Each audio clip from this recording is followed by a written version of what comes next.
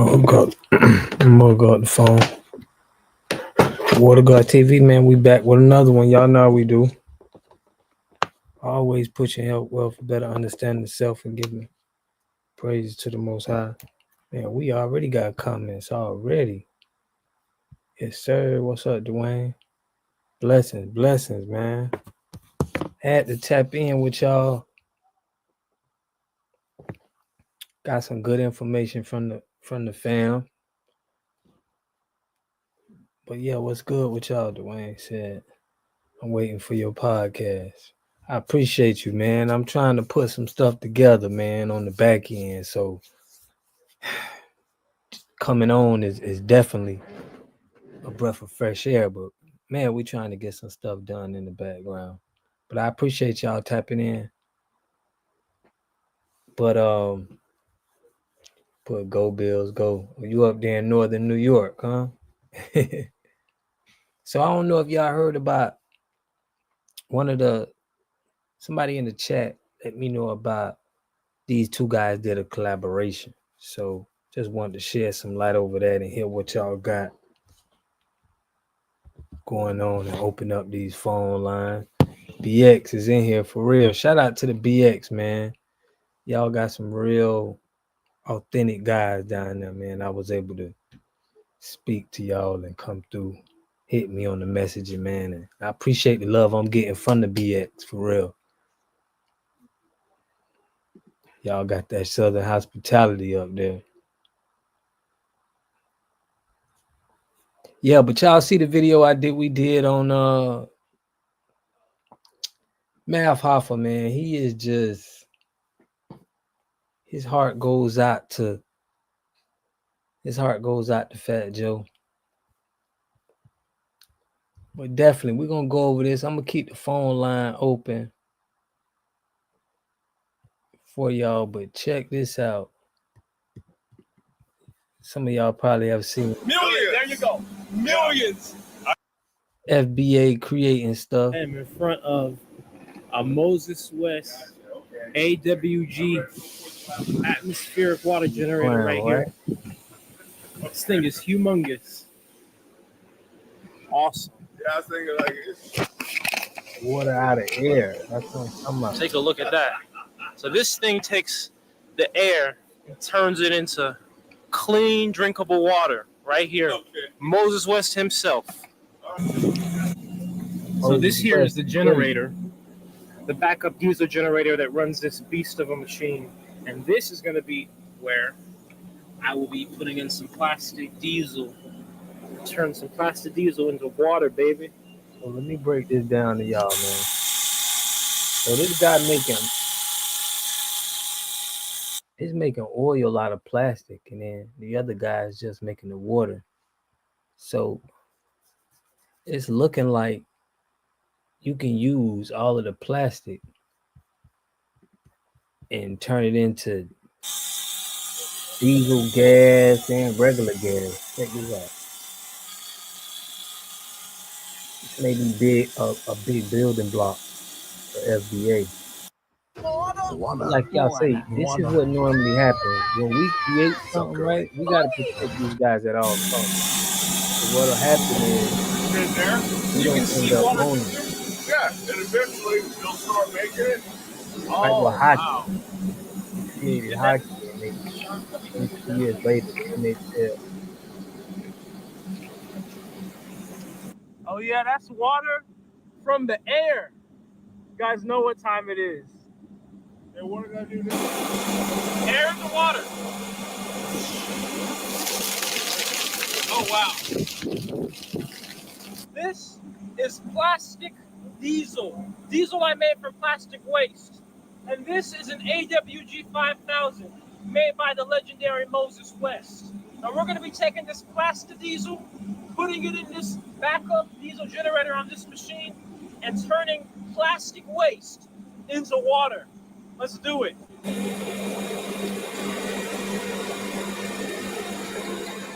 now y'all, I'm pretty sure they meaning in using it to generate, not turning it into, a lot of people may think he mean turning that into water, They just using it to make sure the engine is running so they can produce the water.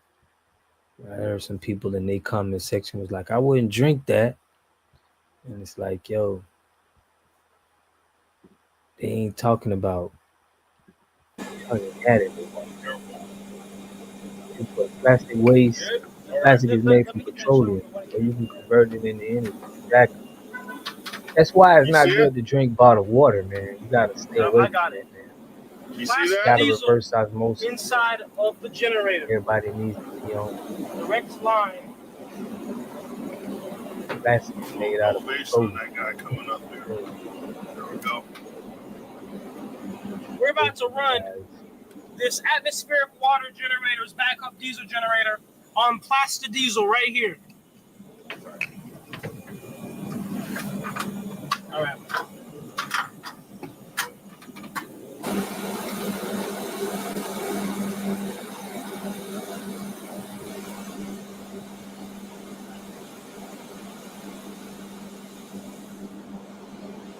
so basically, guys, we got the technology. We really can blackball a lot of stuff. There we go. Running off of plastic sheet.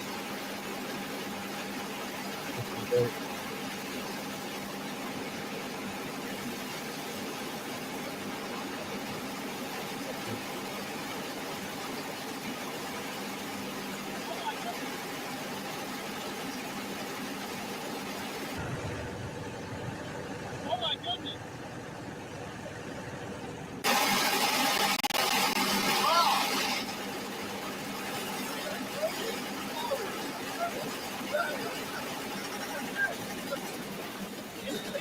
It drank that up. Drink the whole thing. It drank the whole thing.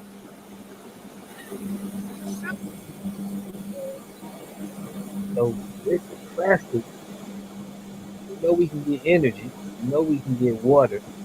Remember on Dr. Claude, 4 things he said was water, energy, food, and medicine.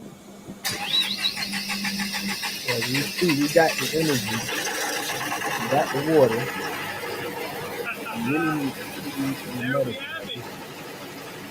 Once we got the medicine, 3 attempts on the start. Okay, make sure you film this that's part. the Make sure you get the sound. Look at that. Do me a favor. Film the side. Drink the water.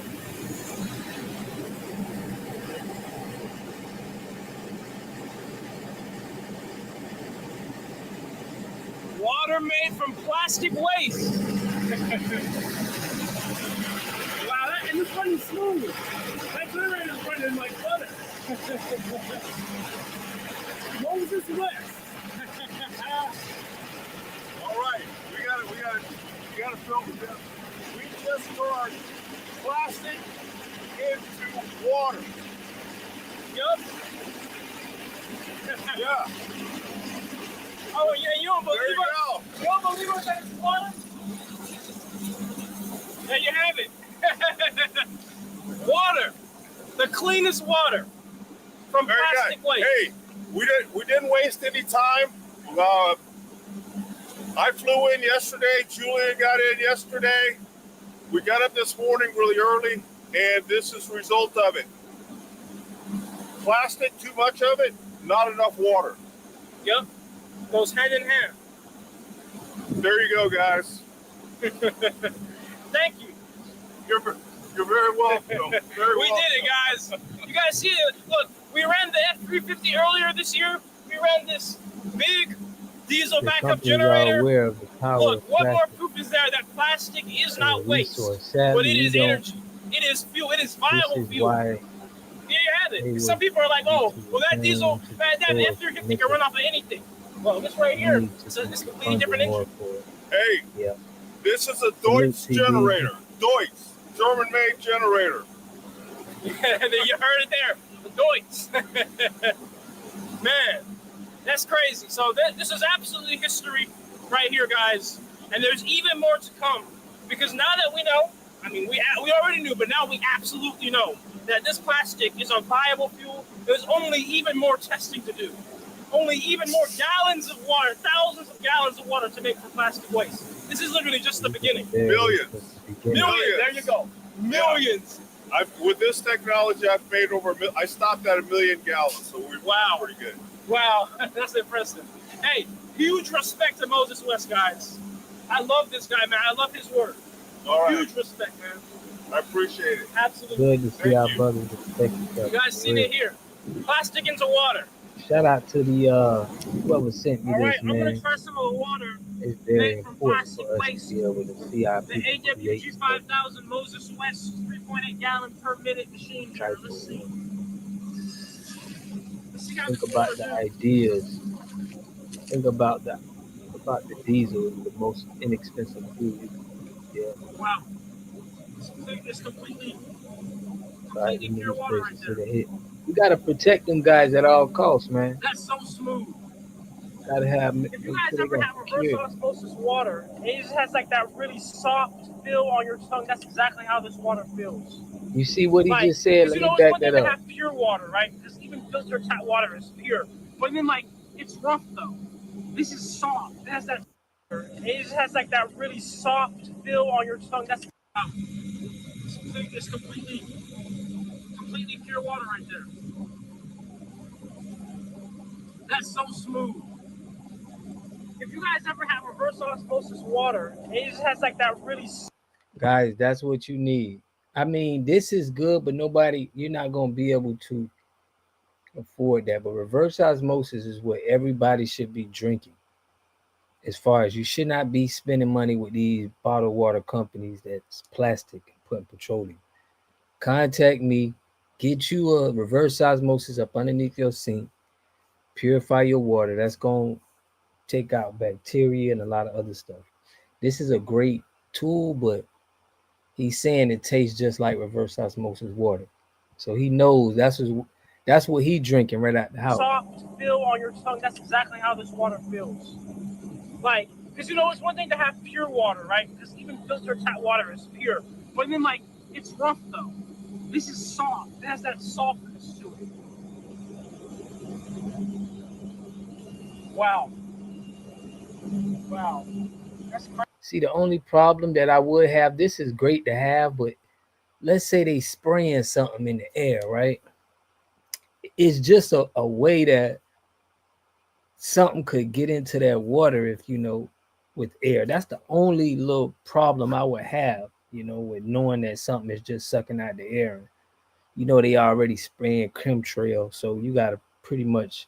I would probably still want to purify it, but they ain't even purifying it. They just like taking it from the air and drinking it. But probably do what it do. Salute, Black Boy Wonder Uncut, man. Appreciate you, bro. Y'all tapping in. So yeah, they making water out of air.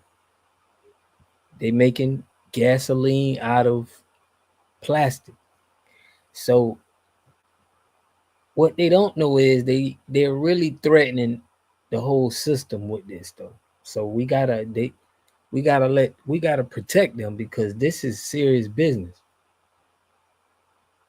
I mean, eventually I think that somebody will be able to make respect to Moses West. Yeah, I think somebody will be able to make gasoline, petroleum, and that'll take a lot of money,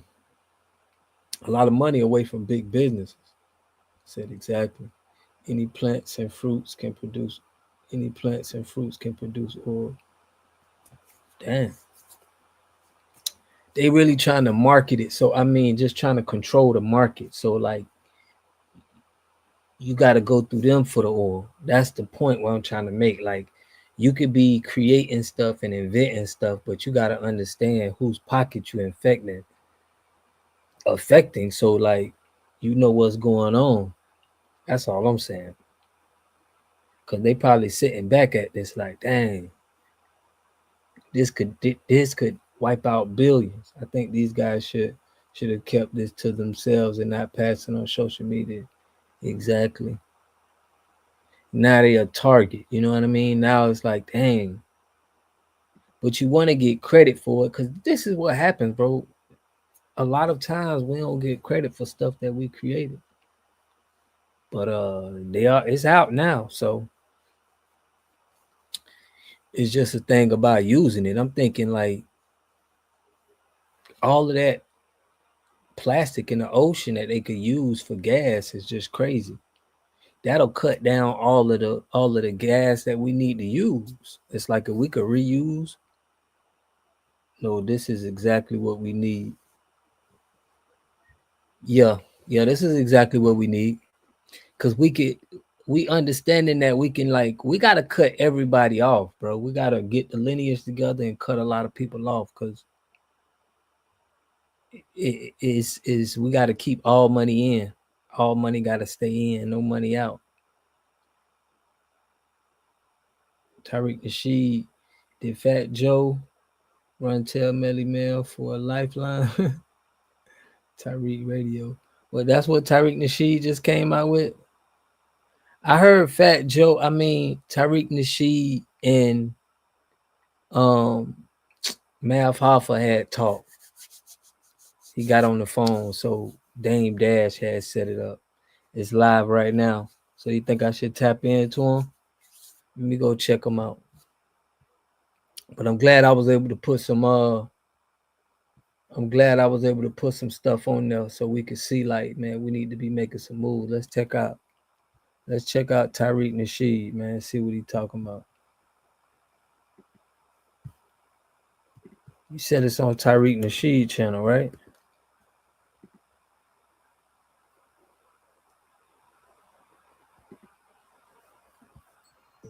Let's do it. It's not crafty. It's your craft. I gotta reach out to Tariq Nasheed. Like, bro, we out here, we putting it down. I'm not saying that at all. Got it. I'm not saying that. No, I'm not saying that. Y'all want me to rewind it, or y'all think we good from here? Yeah. And shout out to everybody for the super chat. The super chat funds. Shout out to everybody contributing to the super chat. Warrior King. Shout out to Warrior King. Let me like his video. Smash his like button. Y'all smash that like button. Yeah, but they wanted me to come out and say that hip hop is not a black creation; it's a Bronx creation. Then hell no, I ain't saying that. The like button. Yeah. So then Mel does the video. Mel, then let me play the video.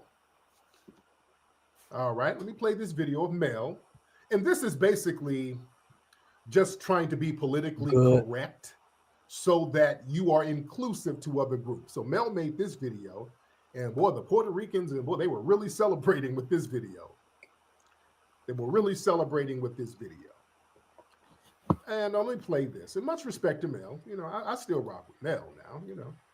Well, let me say this. You know, Mel is still a legend. All right? Because I know a lot of people have been on Mel's bumper because of this. This is my first time speaking on it publicly since it happened this week. So a lot of people, this turned a lot of people off with Mel.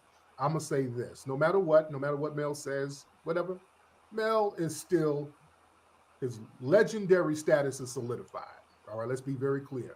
Yeah, we ain't never questioned his legendary status. Mel changed the game. His legendary status is still there. That's why I ain't put that cancel out on him. We can respectfully disagree. Now, I respectfully disagree with all of this, but, you know, the legendary status is there. So here's Mel addressing, basically, this is caping for Fat Joe. I'm going to just keep it a buck. He's putting the cape on for Fat Joe. Now, listen to some of this. Hold on.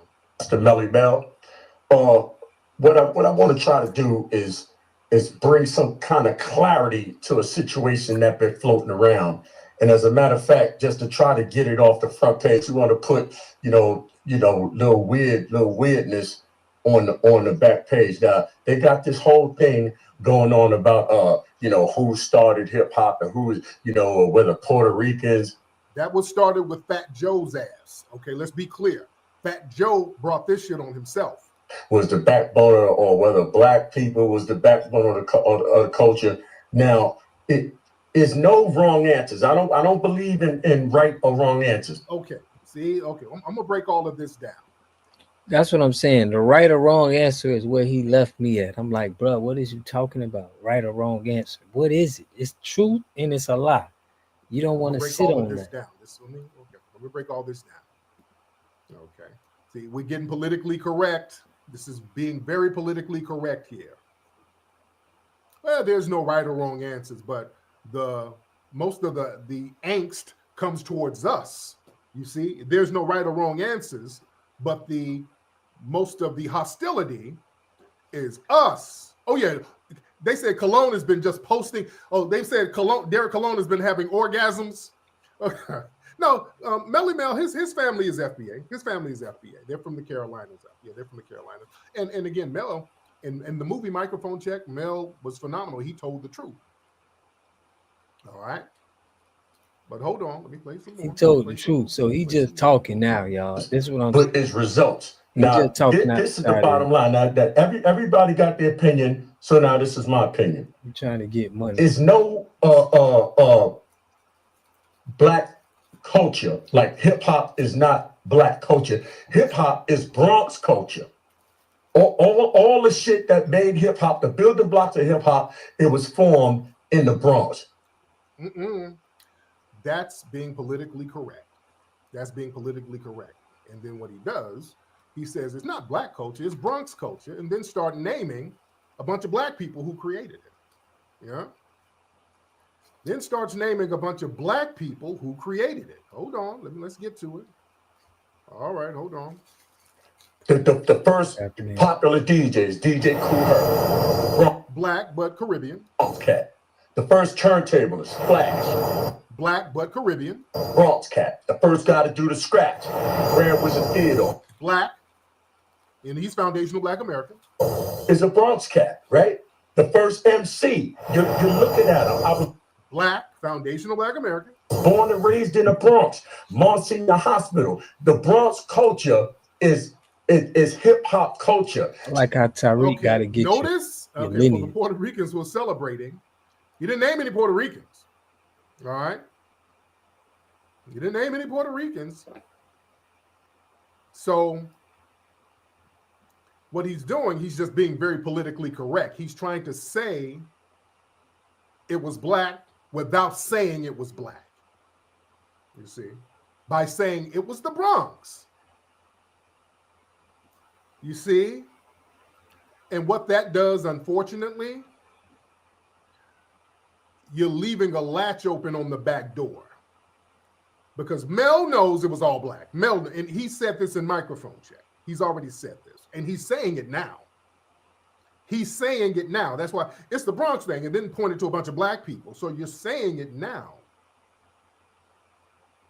But what you do when you say, well, it was a Bronx thing, what you do, you leave the back door open, you leave the latch off the back door.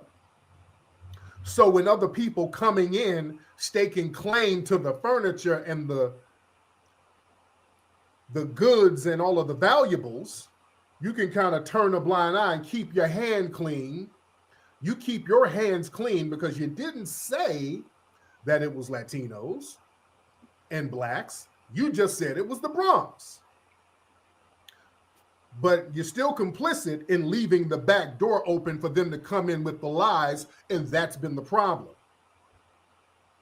That's been the problem, ladies and gentlemen. I saw Cardi B say something about, the Bronx created hip-hop, something. She was saying some bullshit like that. That whole, it was the Bronx thing. Yeah, I got to get Cardi B. What's the Bronx? My biggest concern when I was thinking of getting Botox Cosmetic was losing my expression. I heard China Mac, who's Asian, talking about, we from the Bronx, we created hip-hop. The hip-hop is the Bronx thing. We created hip-hop. This is an Asian dude talking about he done created some damn hip-hop. That's crazy. No. The Bronx is bricks, buildings, and asphalt. Did the buildings create hip-hop in the Bronx? Did the parks and the trees create hip-hop in the Bronx? No. Did the asphalt and the sidewalks create hip-hop in the Bronx? No. See, we're going to have to use deductions. Okay. Since the inanimate objects of the Bronx, did the Bronx River create hip hop? No. Okay, since the inanimate objects in the Bronx didn't create hip hop, okay, let's go to the people. Did the whites, Jews, Italians, Irish create hip hop? No. Did the Dominicans and the Jamaican community create hip hop? No. Herc was emulating foundational Black Americans. Did the Puerto Ricans create hip hop? No. Did the pigeons and the birds in the Bronx create hip hop? No. So who the hell was creating hip hop in the Bronx? The Black people. You see? It was the Black people doing it, particularly the foundational Black Americans. You know, just use deduction. So that whole, well, it was the Bronx that created it. The Bronx is an inanimate object. The Bronx is a location with inanimate objects. It was people. Who were the people? Where were they getting the seeds of hip hop to create it? Were you getting it from salsa? No. Were you getting it from polka? No. Were you getting it from reggae? No. Were you getting it from funk, R&B, disco? Getting it from James Brown. Foundational Black American bands? Yes. The rapping part. Did you get that from the birds in the Bronx? The pigeons? No. The rats in the Got sewer? that from down south. Where'd you get the rapping from in the Bronx? You got it from foundational Black Americans. We can play this game all day. We can just do the power of deduction. But again, this leaves the back door open for people to come on in and then start claim jumping the culture. Let me play some more of my brother Mel. This is all respect. This is respect. This is all respect. This is all respect and no disrespect whatsoever. Hold on. So the fact that if you got two different sides arguing about the culture of hip hop, you didn't even say none of the Bronx guys' name. Like it's like all this we shit. Like you French? Who's all the we? First of all, whoever's speaking about that, you wasn't even there. I'm there. I'm 16, 17 years old. And the people there, including you, Brother Mel, said that it was Black people at those early parties. I'm looking at Herc and them. If you want to talk about hip hop culture and have it being beneficial for somebody, then why ain't you supposed to benefit her? Why you can't ask Cass or somebody? Ask somebody that was there. You're just going to take it upon yourself. Oh yeah, well, you know, so and so started the culture. At the end of the day, the people wasn't even really behind hip hop like that. You going to know who was behind hip hop in the very beginning? Bronx was behind hip hop. That's who was it. Well, the people in Brooklyn and Queens and Harlem, a lot of people were into hip hop. They would go to those jams. In the parties, and you had a couple of people from the outer boroughs, and they came in. Right, they have everything. But the whole thing happened in the Bronx. This whole conversation is supposed to benefit the true founders and builders of hip hop. But you never even asked them. Did you ask Herc? Did you ask Biggs, or did you ask Flash? Well, Flash, what do you think about? Oh yeah, foundational Black Americans. We was Afro Americans probably back then. We were. Yeah. And this is what I don't like. You're taking a shot at your own lineage. You're taking a shot at your lineage. See, this is this whole shame of your lineage thing where we can't give ourselves credit for creating something. And we weren't African Americans at the time. We didn't use African American in the 70s. We weren't. We didn't use African American in the 70s. But when you talk about people in the 70s, some people will use the term African American now, just like now the term is foundational Black American. You're still talking about the same people, but you're being very specific about the lineage. It's very productive. Yeah? You're being very specific about the lineage. Yeah, I'm he's just from getting a an little FBA bit of family. Tyreek. This is my first time really. Well, I've heard nobody him even before, used but African not just American in the sitting up really 70s. listening to him. And also, Check out the first video that we did, man. nobody We did a used the video. term I hip hop mean, in the 70s. first segment of the video. Culture was not even called hip hop in the 70s. We gotta put the medicine in the candy. The culture wasn't called hip hop. The word hip hop wasn't on them flyers in the 70s.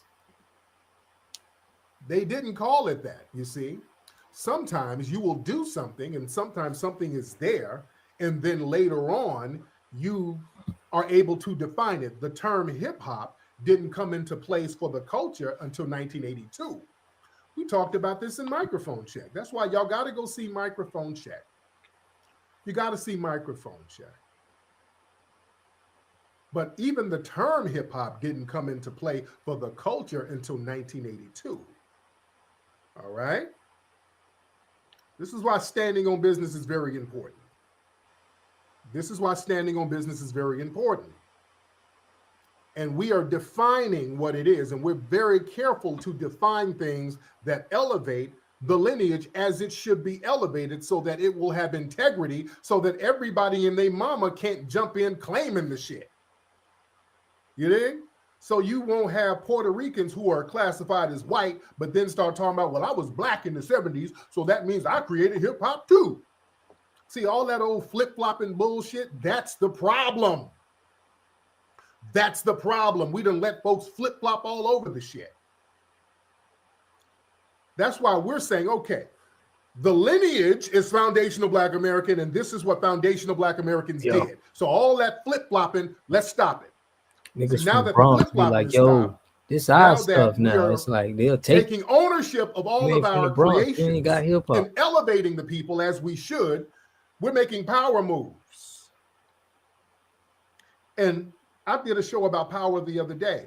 There's a lot of Black people who are afraid of power because, see, when you are exerting power and telling people, no, you can't touch this here. This ain't yours to touch. You can respect it. You can contribute it to it, but you're not going to take ownership of it. See, that's a power move. So now people who are not used to power, you're like, oh, there's going to be a backlash. You scared of a backlash. No, when we stand on FBA business, damn a backlash, because we got ourselves to support each other. You see? But with the hip hop game, let's be real. A lot of the support, especially for a lot of the old school cats,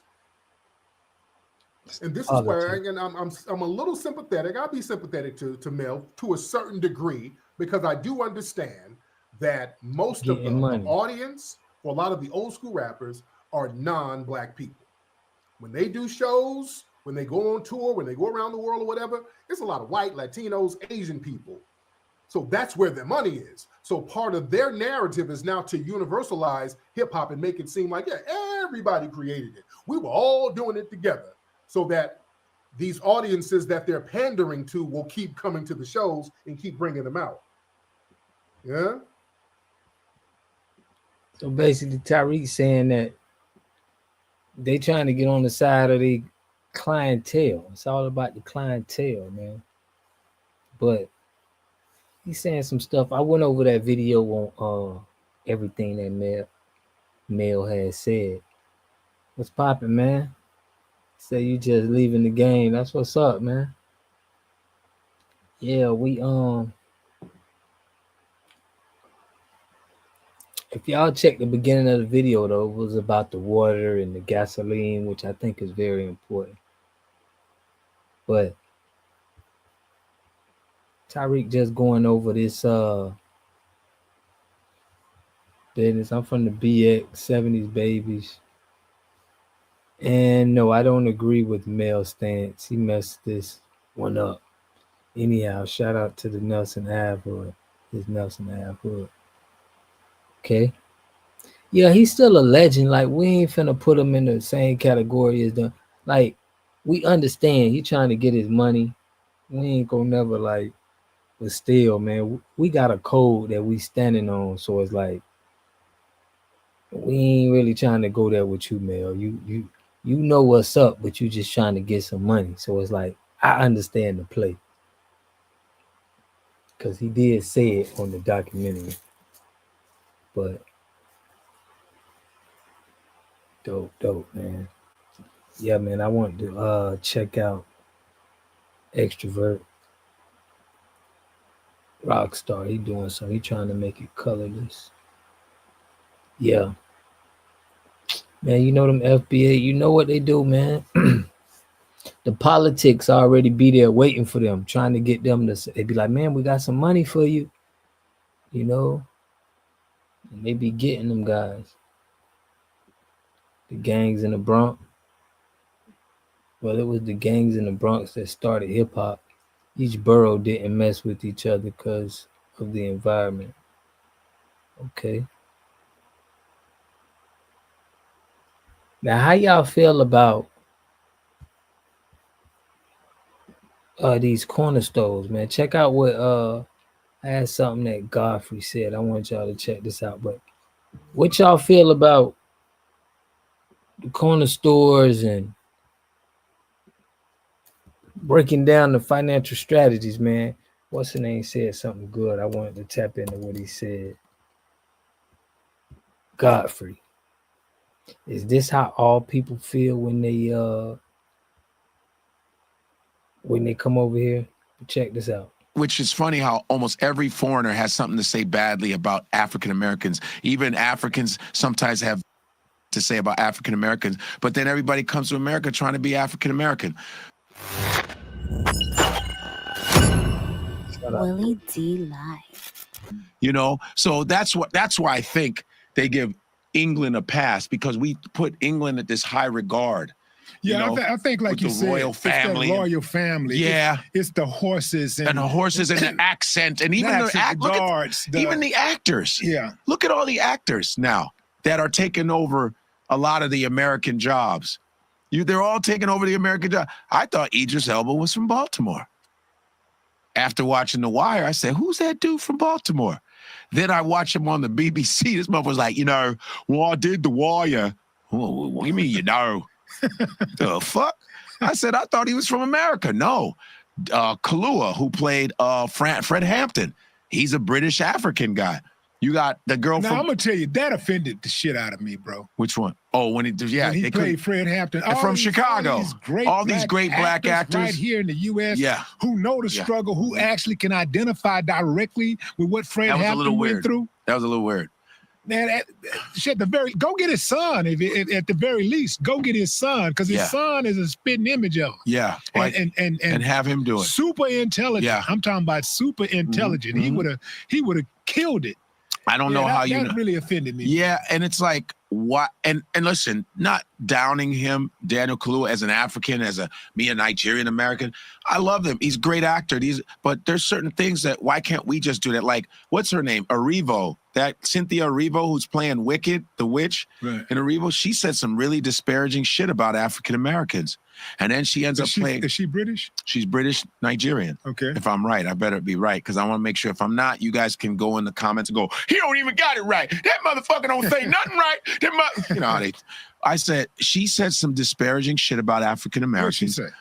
I want to make sure I quote it right, but if you can get your producer to find it, that would be cool. Mario, try to, because I don't want to say anything out of pocket. And she said some shit about, which is funny how almost every foreigner has something to say badly about African Americans. Even Africans sometimes have fucked up shit to say about African Americans, but then everybody comes to America trying to be African American.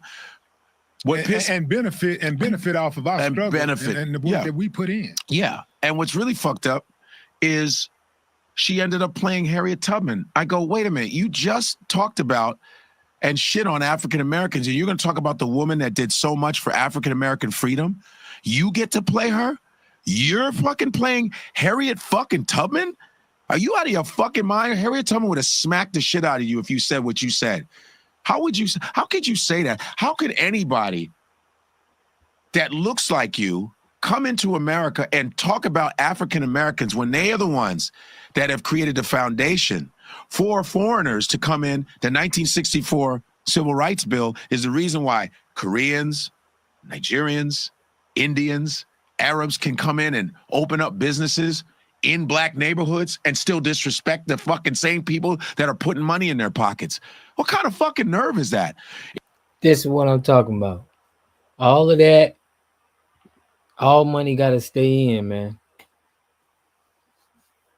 That's like treason. I feel like you can't be sucking money up out of poor. It's the serious hatred of African Americans in this country. It's in the soil. It's in the fucking soil. Like my boy Dante says, that's my co-host. He says it's in the soil that it's almost patriotic to hate black people. It's patriotic. It's part of the It's part of that. Oh, damn. Yeah, it's part of the American thing to hate black people. Because let me tell you, I got proof. My Vietnamese friends, I say, why you keep calling us Midang? And my friend Duck, it's Duck. It's not Duck, it's Duck. We used to call him Duck. He says, they tell us, the government tell us to be careful of black people. They tell us that. The white people, they tell us, be careful of black people. And I ended up being their friends. My father and my parents buying them clothing. And you got black people giving you clothing and black people hanging out with you and teaching you football and all this other shit. And they told you to stay away from black people. You know, you know what I'm saying? They taught them that shit. And Richard Pryor has a good joke. Rich Pryor had a good one in the 70s where he goes, he's like, yeah, he said, them Vietnamese motherfuckers come into town in America, right? He said, the government says, hey, if you call them a nigger, you're an American.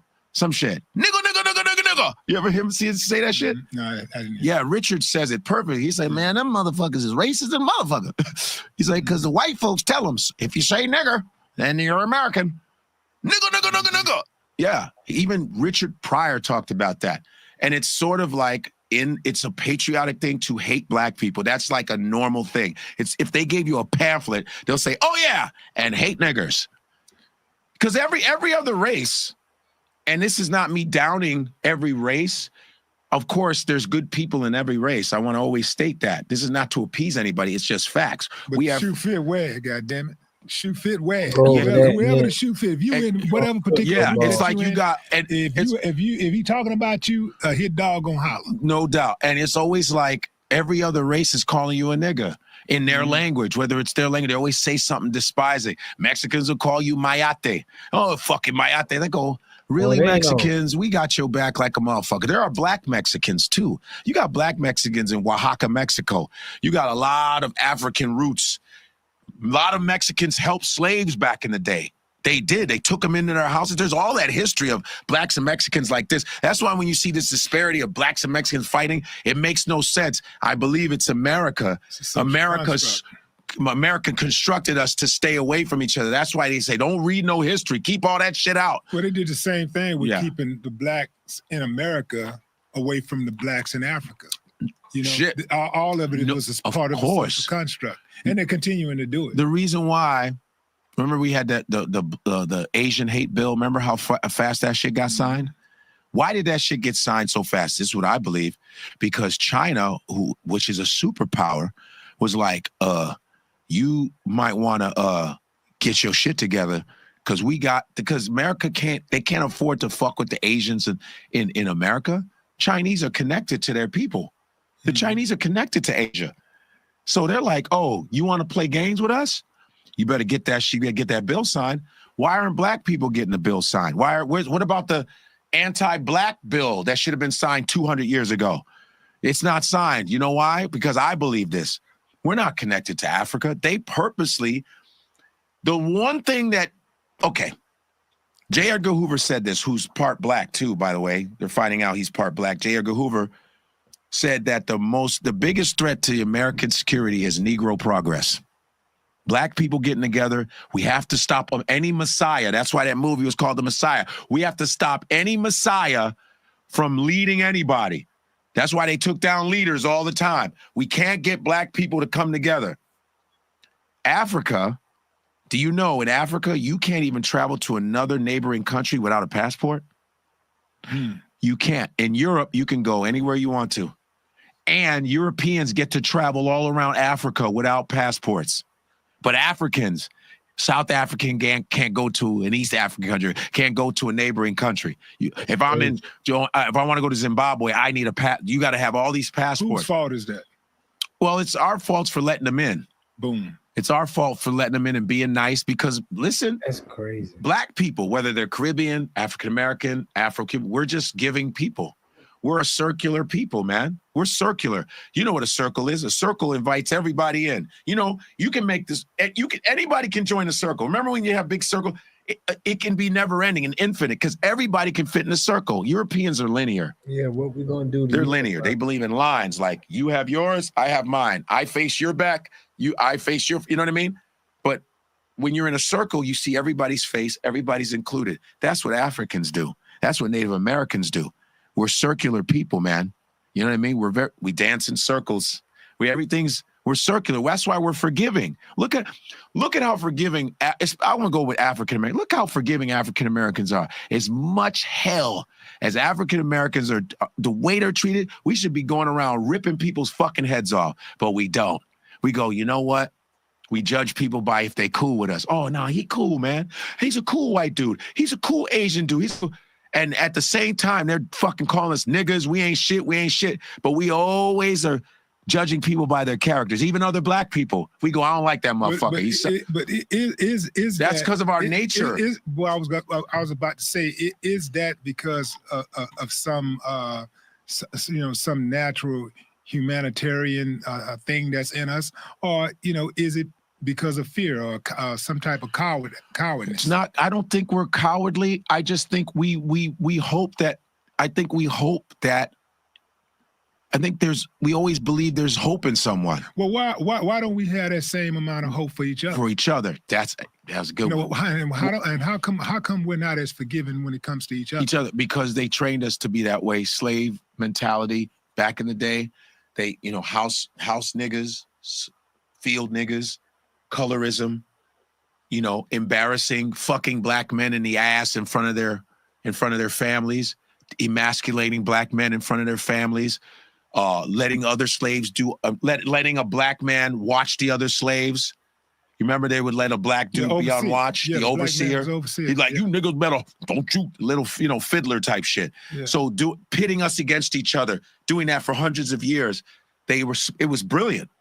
So that's why when we see our own people, we mean mug each other. It was wicked. We mean mug each other. We go, we got to get them to hate each other, right? We're gonna get them, but they're going to think we're the greatest things in the world. That's why they're going to be forgiving to us. And then we're going to top it with religion.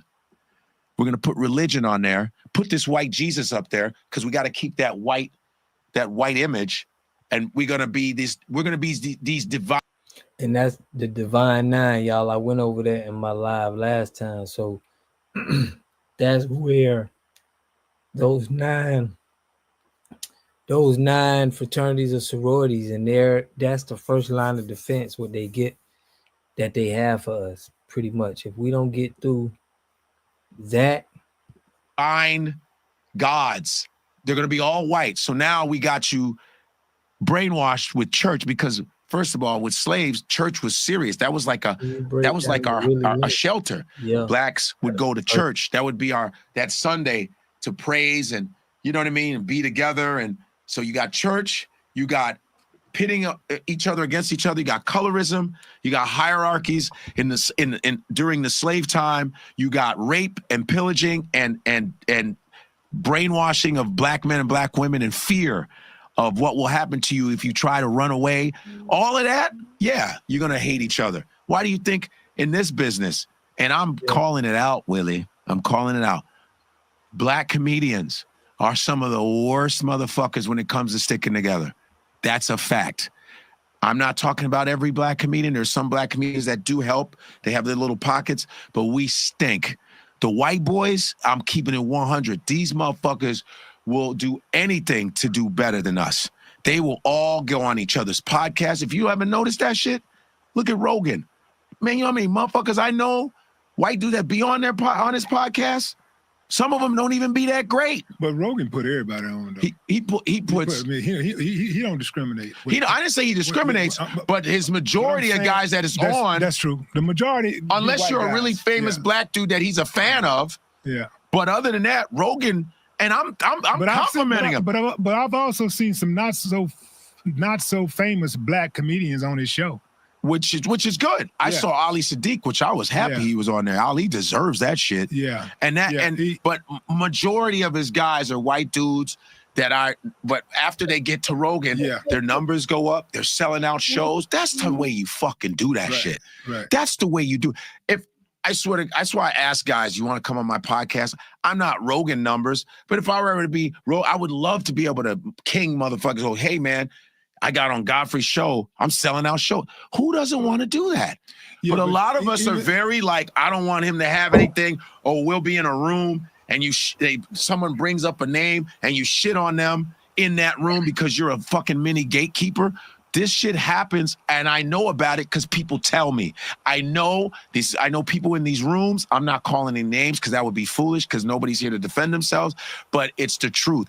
All this talent we got, and we barely help each other, and anytime we do get in the public, we're dogging each other. Like, oh, this nigga, he ain't. That's all we're good for? White boys they never do that shit. And we go, now, how is this white dude getting all this? I go, let me tell you why. Because he helps his friend. They help that friend. They all right. And listen, don't worry. I'm not ignoring the fact that, of course, they're white. They're going to give whatever the fuck they want. You can be average and white and get a lot of shit. They run it. I get it. But the one thing that never fails is unity, man. Nothing ever fails when you have support. Regardless of when you have support, that's how the black circuit started. Back in the day, in the early 1900s, the Toba circuit with Pygmy Mark and Red Fox, LaWanda Page, and all those great comics. They got together and formed their own shit and started working. That's where black comedy came from. So it's not impossible for us, but it's just the scarcity because they planned it that way. You know, they'll let one black person be famous, give them everything. So now they got all us being mad at this one particular person. Now we're mad at this person because they're doing so well and they only give us scraps. So we're all fighting for one spot. White dudes got 70 spots.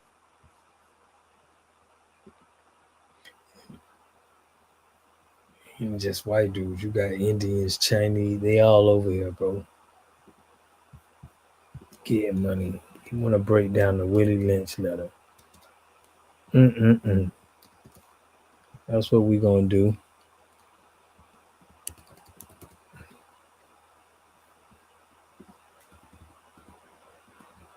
Willie Lynch, y'all give me a minute. The making of a slave. That's crazy, bro.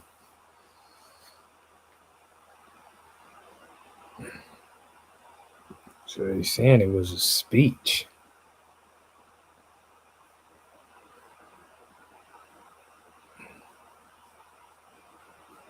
Okay, I ain't gonna pull that up. But what y'all think about the unity, man? Let me try to pull that up. Black people being more unified.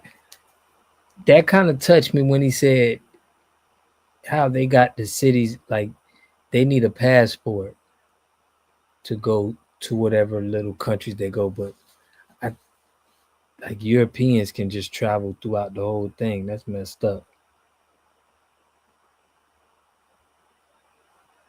But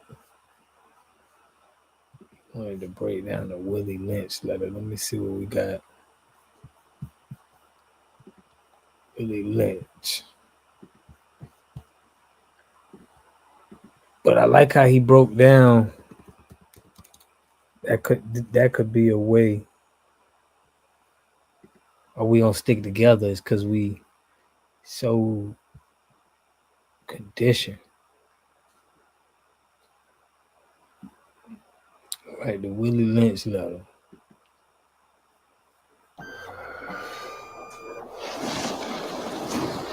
Yeah, Godfrey is on point.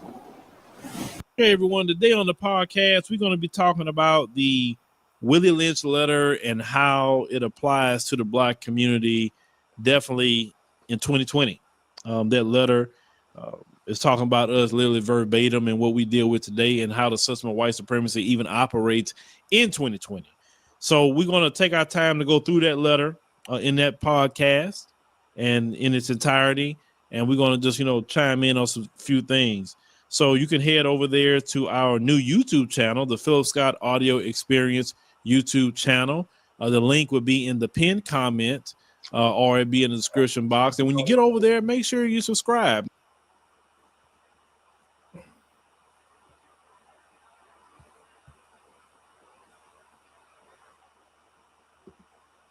Well, ladies and gentlemen, I want to revisit the Willie Lynch letter because, you know, when you read through the Willie Lynch letter, even though, you know, some people have said, oh, that's not a real letter. Well, why is it so accurate to how Black people have been divided here in America and also throughout the world? Why is so accurate?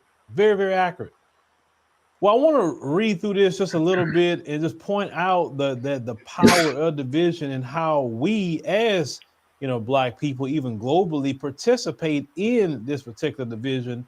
And if you want to strip away the ability of racism, white supremacy to keep controlling Black folk, the key is to get rid of the division and how division is used.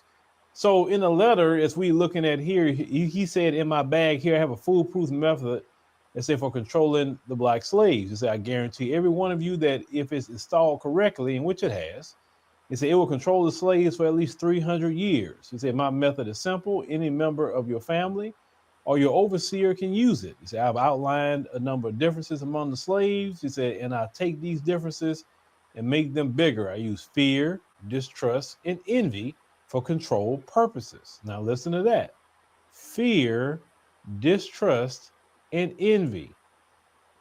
What do they do with the police? Why do they use the propaganda with police, right? They show a police officer gunning down a Black person and running on a loop every day in the media. Now the police, actually, if you do the research, they shoot more white people than even Black people. But based on the media propaganda, is why I say it's propaganda, it will make you think that they're only doing it to Black people. So they show this in a loop, and what is the loop supposed to do? Make you fear. You understand? That's part of the tactics of Willie Lynch. It's to get you to fear. Same thing during slavery. They would take a slave out, beat the slave, do all kind of horrible and gross things to the slave, even bug break slaves in front of everybody. All the slaves on the plantation. Why? For fear. He continued to say that he also used distrust. Why distrust? Because when a person distrusts you, a lot of times you're trying to gain that trust of that person. So if you're constantly trying to gain the trust and you'll never get it because that's a tactic that's being used, that's control. He say, and envy for the control purposes, jealousy, right? Validation is part of it. Oh, why this person get to be in the good graces of massa and I can't? So you not like another Black person because they're in the good graces of massa, right? It's all about control. Now he continues to say these methods have worked on my modest plantation in the West Indies or the Caribbean. They say it will work throughout the South. He said take this simple little list of differences and think about them. He said on top of my list is age, but it is there because it starts with the letter A. The second is color or shade. There's intelligence, sex size of plantations, status on plantation, attitude of owners, whether the slaves live in the valley, on the hill, east, west, north, south, have fine hair, coarse hair, or is tall or short. Now, listen to that list. If you look in the Black community today, he mentioned age. The younger people don't like the older people, and the older people don't like the younger people. He talks about color and shade, colorism. Not only do we have colorism in this society in America, but we actually practice colorism within our own community, and you know this. Intelligence, aka boule. Oh, well, I'm smarter than the average Black person. I'm part of this group called a boule. The rest of them are underneath me. I'm next to massa. Of course, you're talking about size, say sex, size, plantation. Now, you know, you can go on. So that's pretty much what the boule, I mean, what he's basically saying is to divide and conquer. So they really recognize them people who in that divine nine. Everybody else is like peasants. Corner stores, they ruin the community for sure. Yeah. Yeah, we need all of that money going to the culture though. I don't think nobody should be able to. We don't need to be buying from anybody right now until we get all our jobs right and situated. But that would be the first things I would do. Like, we got to buy these corner stores out of something. We can't have them. We can't have them getting all of the black dollar. We need our black dollar. But man, what y'all think about unity though? What's a way that we can get unified financially though? I got Trail Jackson. We're gonna be on the podcast tomorrow. I'm gonna put the flyer up. Peace, chat. Peace and love, John. Trying to get everything going.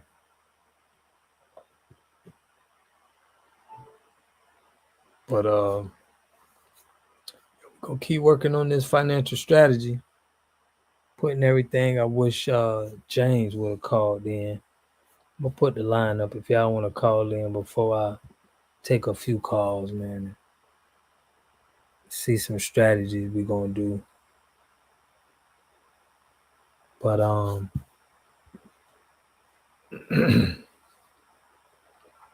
yeah, we got a lot of unity right now. So I don't think the Willie Lynch, like, I'm more focused on the Darhart Perrys, you know. We need to have a regional task force groups to help communities reclaim their economic cornerstones. Right. I like that piece. Yeah, we need to form up little community groups and like, yo, we got to go to these corner stores and like, look, bro, this ain't it no more, man. We can't have you. It ain't even that we can't have you. It's just that we need this for our people, bro. And it's crazy. I don't know how to put it. We got to buy it back from them. I don't want to just leave them out with no job or nothing. But y'all need to find another community to sell stuff to. Like, to get unified, first put pressure on every black church in the community to reinvest in proceeds back into the community. Put pressure on the street gangs to rebuild the community. Yeah. But how we going to put pressure on them?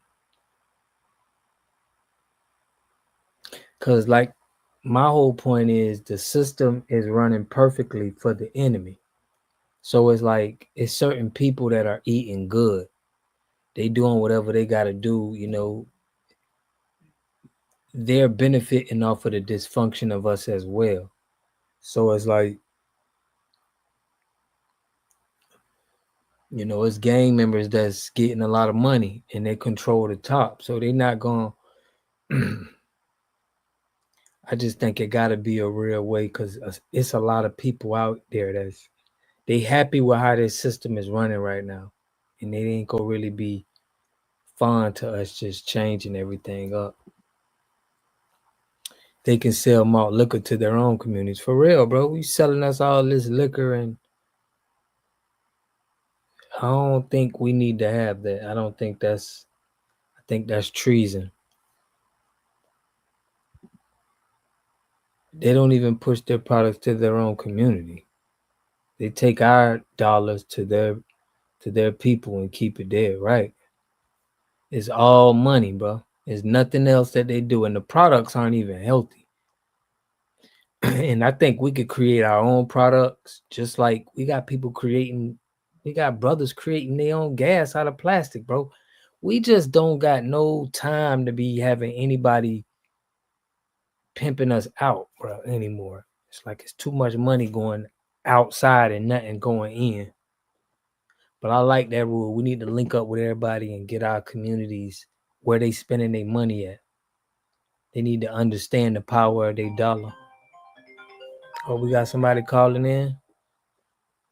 That's dope. This is Gary. Gary from LA. To accept, press 1. To send a voicemail, press 2. Gary, what's up, man? You there? Yeah, Rob, what's going on, man? How's it going? Good. Appreciate you for calling in, man. How you feeling? I'm doing pretty good. Are we on the air yet? Yep, we're on the air. I got you live. Oh, okay. Yeah, I was calling to talk about what I think was maybe a psychological operation on us. Is everybody always talking about that we're not unified, but I think we're a lot more unified than what they're saying, because I say that they're saying that we're not unified to damage and make us feel less powerful than what we are. You remember what we did to Kamala on the recent presidential election? I think we've always been unified, especially FBA. I think it's in our blood to have courage and just stand up for what is right. Right. I agree. So, what is some extra strategies? I appreciate that, Mike Smith. What is some extra strategies that you think that we could do? I was talking about the corner stores. We need to get all money in. What do you think is some extra things? Pinksky said something about start a community victory gardens. Give me some other ideas that we need to that you got on your mind. Okay, one thing. Okay, yeah, bro. One thing that there was a brother, I can't think of his name right now. He had a program going in LA. It was called Recycling Black Dollars. And what that is try to spend your money with another FBA person, or at least a Black American, or somebody close like that, and try to recycle that. That's one area that we can do. And I'll lay my plane on that one. And God bless you, brother. I appreciate you, man. We're going to definitely work on that, man. Definitely. We're going to be in tomorrow. Me and Trevor Jackson going to do another one, and we're going to be taking calls. So I look forward to hearing from y'all always. Thank you. God bless, brother. All right, brother. God bless. Shalom. Okay, the Selma bus boycott was a financial chess move. The Selma bus boycott was a financial chess move. That was in Alabama, right? Okay. Hold on. She's put we can find ways to and bypass the businesses. Yeah, I think that's what we got to do. I think this is where we at. It's a lot of companies and a lot of businesses that are already sucking in on our money. They already sucking money out of the Black community, and there's nothing going back. So we got to definitely every community needs to have a store that's from us. They need to be able to have, everything that we're spending out. We need to be able to have for people that look like us, and that's businesses right there. Selma bus boycott. I never heard. That was in the 60s or something. Oh, because they stopped making money on the bus. Call in, Don, and explain that, man. You saying we need to do a little boycotting?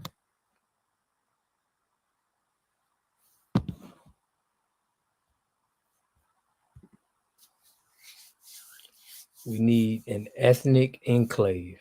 What's that, bro? An ethnic enclave.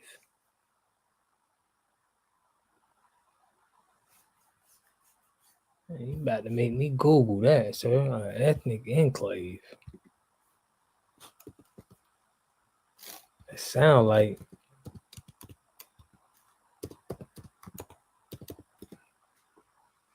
geographic area of high concentration of particular ethnic group. Enclaves are characterized by a district cultural identity. Oh, I see what you mean. I see what you're saying. I agree. He right. We do need that ethnic enclave. It's kind of like how I see how the Jewish community have where I'm from. It's like they have a whole little community and they go to church and they walk to the church to their little community.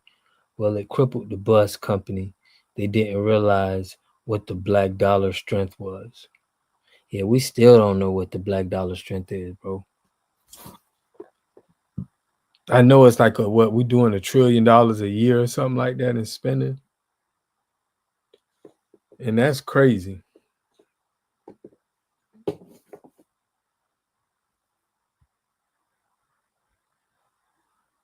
the Montgomery bus boycott.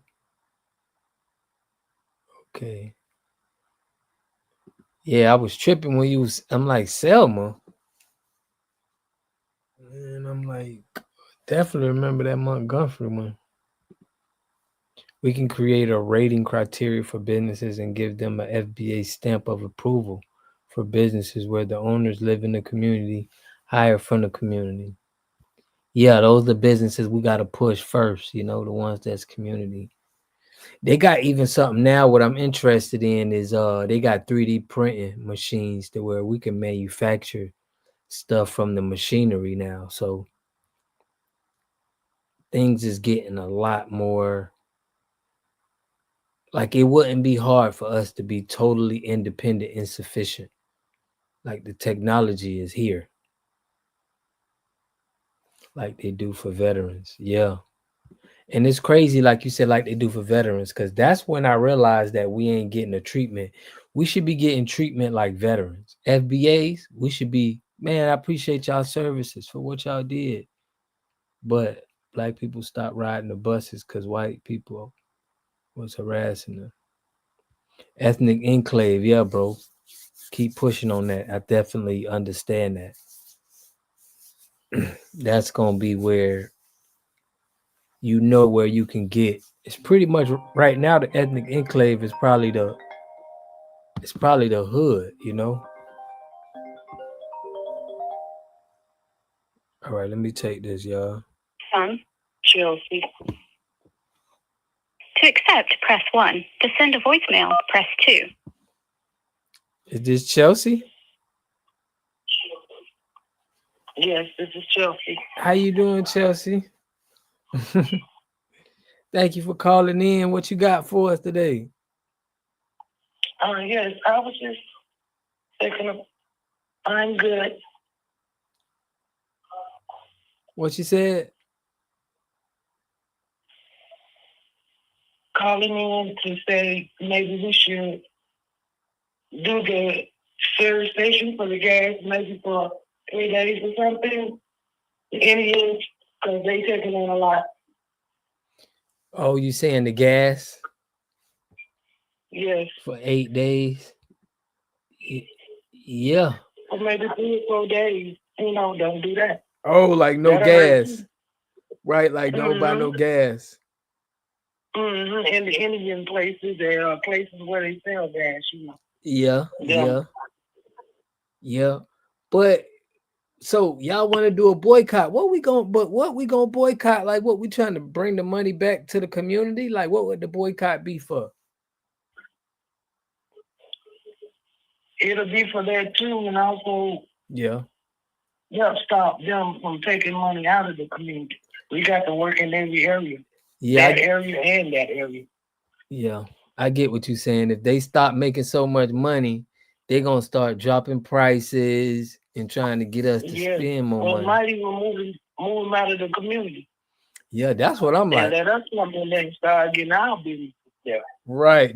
We gotta be like, look, all we gotta do is let the Chinese, them Indians, all we gotta do is stop shopping with them, and they're gonna have to sell something else to a whole nother ethnic group. They wouldn't be able to be in business. You get what I'm saying?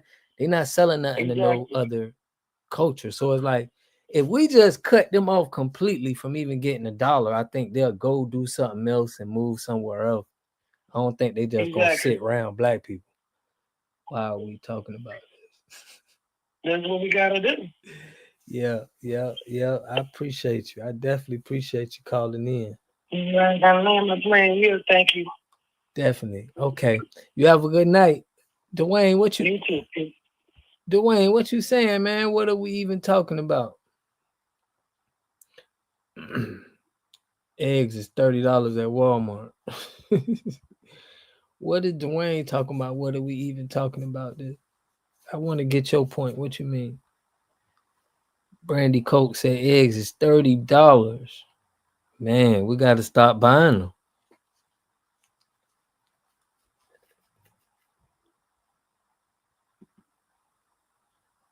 Brother, in the 90s, most of the corner stores were black owned, then crackhead.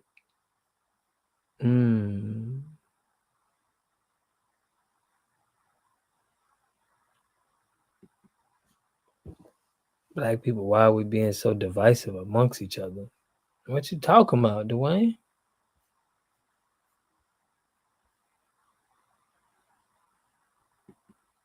FBA, like right now, we got a movement. We sticking together. We ain't divisive. We trying to make, we making moves right now.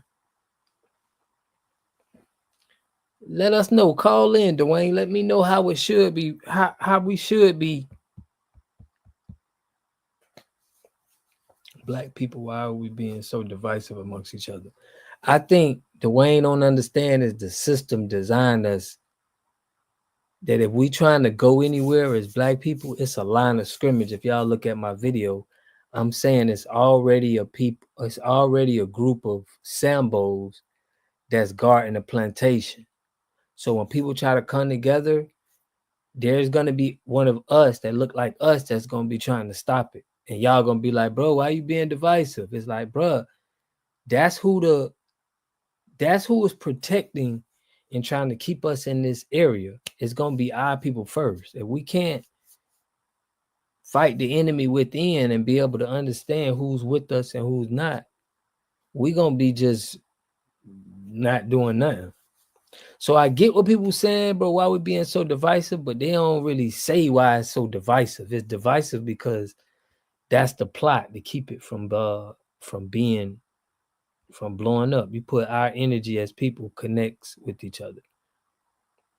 Right, that's what we doing. But I'm saying also there are people that don't want us to connect with each other that y'all got to really highlight. So we don't keep blaming the people all the time, and we can understand that it's good business for a whole nother cultures to have us divided and have us going against each other while they making money.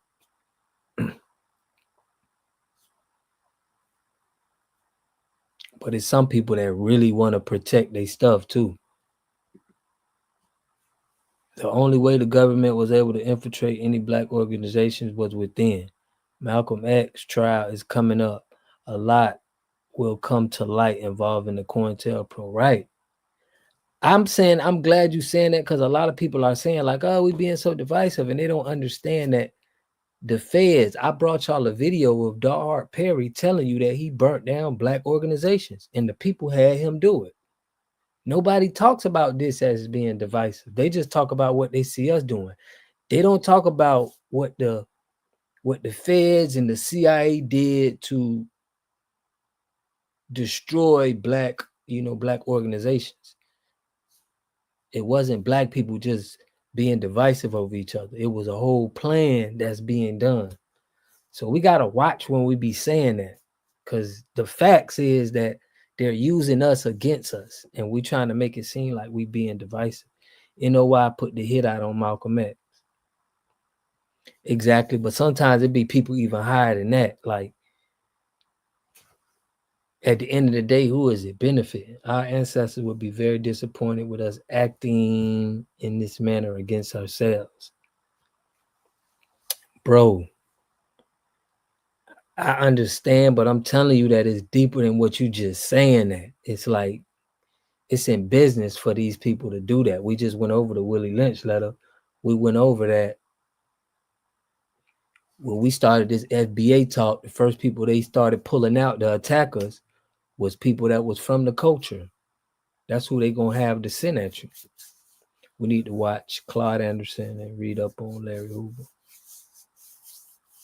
Yeah, but we can, they had Black Wall Street, and they got, it's things that happen. We gotta protect. We gotta understand how we're gonna protect something that we put together too, because we've been robbed for so long, man.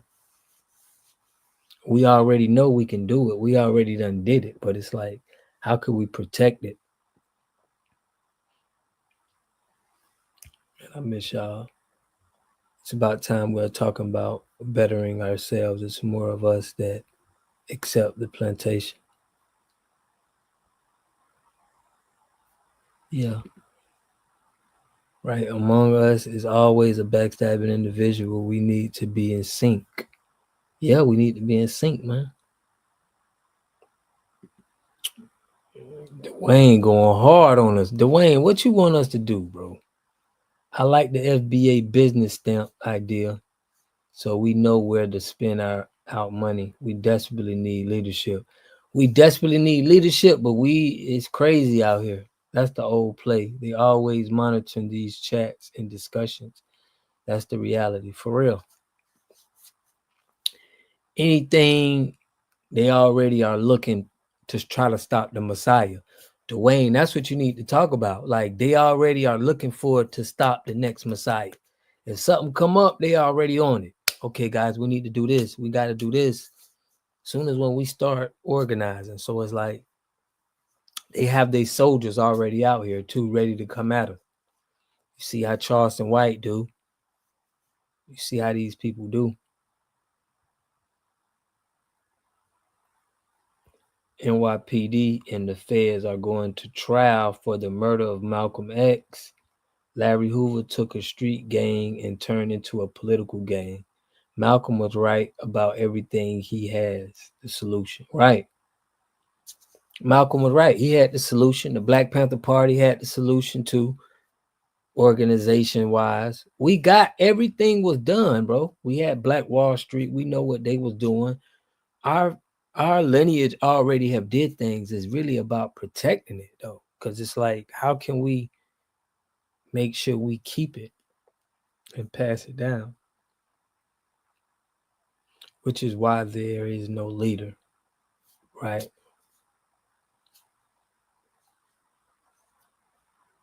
That was the first COINTEL operations, fear of the Black Messiah.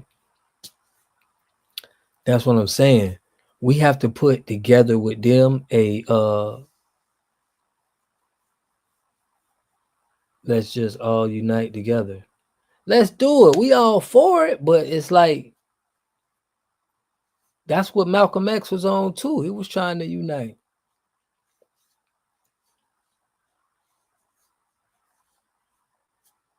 We need a low-key approach, but that was built out of anger from hate.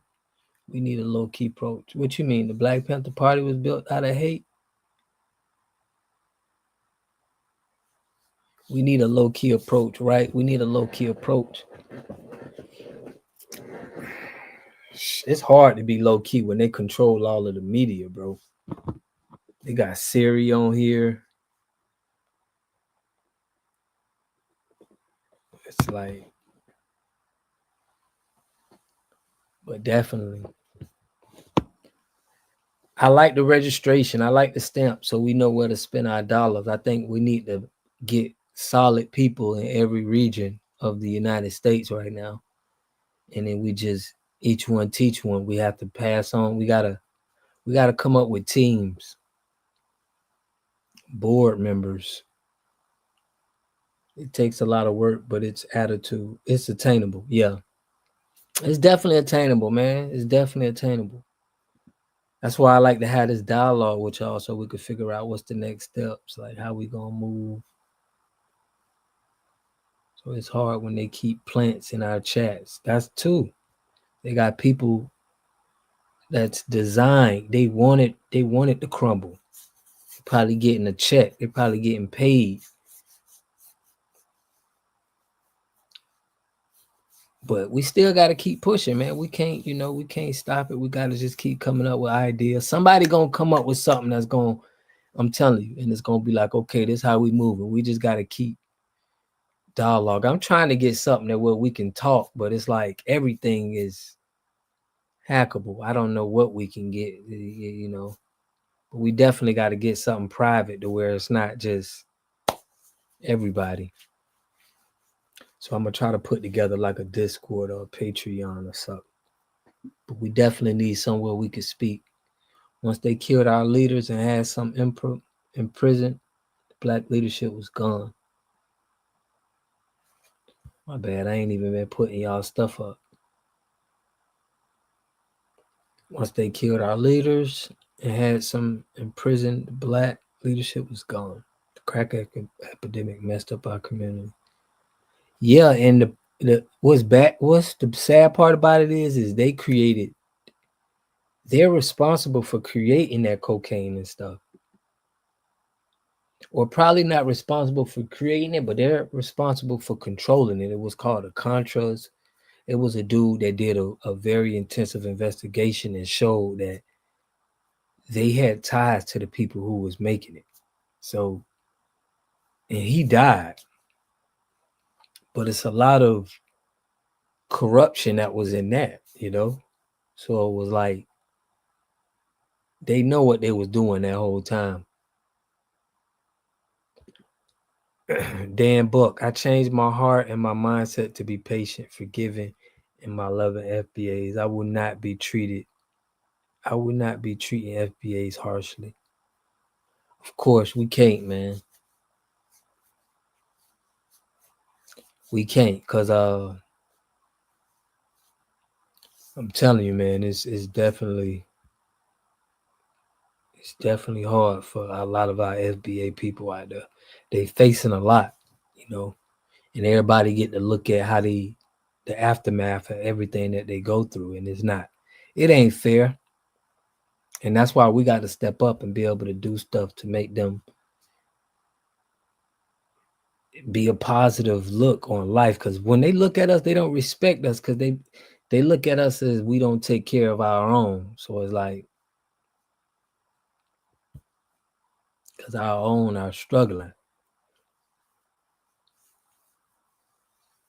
So we got to change some things up. And this was a good dialogue. Very good dialogue. We're going to keep having it. We're going to have a big one tomorrow. But I like the idea with the registration. We're going to take that. I'm going to put notes down on that. Who are the leaders of the FBA? Well, right now, bro, I'm voicing myself out on here, so I got to be one of them. You know, you got Tariq Nasheed. Whoever is out voicing and trying to put stuff together, I would say. It's a lot of people that's doing it. So that's who we could say right now, who's pushing FBA business, you know.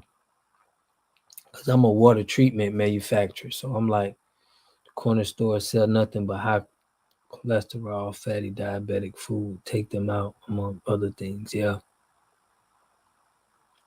For real. No leaders, only the code. Yeah. For real. That's how we got to have it. But it's hard. Because, like, who would you say is the leaders of the Jewish community or the white community? You know what I mean? Who would you say are their leaders? I don't even think I could say one. What's that guy named though? George Soros?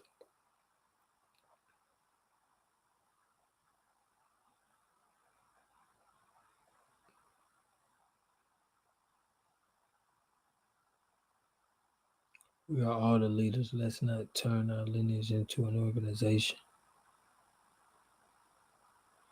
Yeah, we don't want to turn it into the person that acts. That's an op for real. You want to know our leaders, bro. Like, what's up with that, man? The kind of questions, man, I feel y'all. The kind of questions people be asking, bro, it's like who are the leaders, bro? People just out of passion, just caring about their lineage, caring about their people. They want better things to happen. Like red flag. Haha, I'm dying. But bro, we done had so much happen to us, bro, with COINTELPRO that we're so like, oh my gosh, is this guy the police? It's like we still in the streets. It's like we're actually doing something illegal right now. We actually being totally legal, trying to like help our people, but we still like, dang, bro, you know, the snitches could be in here. It's crazy.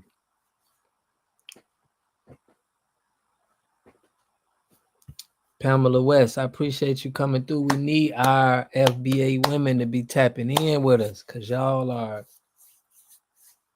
definitely powerful. You say true, so true. Yeah, so you got to watch what you say, man, because we are on alert right now. We're trying to help stuff, but we're like looking at what people say, and it's like it could come off as you're trying to get information and you're trying to, you know. So I get what people be saying. It's like, bro, we went through a lot, bro. We got a lot of traitors from the inside. of our community. They want us to suffer and be happy suffering. So we got to be very wary of what kind of questions we ask, bro. Cause I'm like that too. When people be asking me questions, especially like I be like, yo, why you trying to ask me all of these questions, bro? But ain't no pressure, man. Don't need, that's just how it is. Sometimes you just got to understand that and respect it with the community. They always gonna watch us, right? We don't know who they are. We just know history on how they just take things down. So it's like you can't even get offended if somebody feel like you asking a question that's kind of borderline. You got to kind of understand and give reason and why. So it's not, don't take it as no disrespect. It's just that so much has done happened to us, bro, that we're trying to protect ourselves. We are just trying to help each other. It should not be a threat to anyone. Yeah. It's not a threat, but it's just like freedom of speech. Because these guys be coming in on my chat, on my videos. They be in there trying to like tell us what we should be doing. But man, we got a lot of work to do. We got a lot of unity to be doing.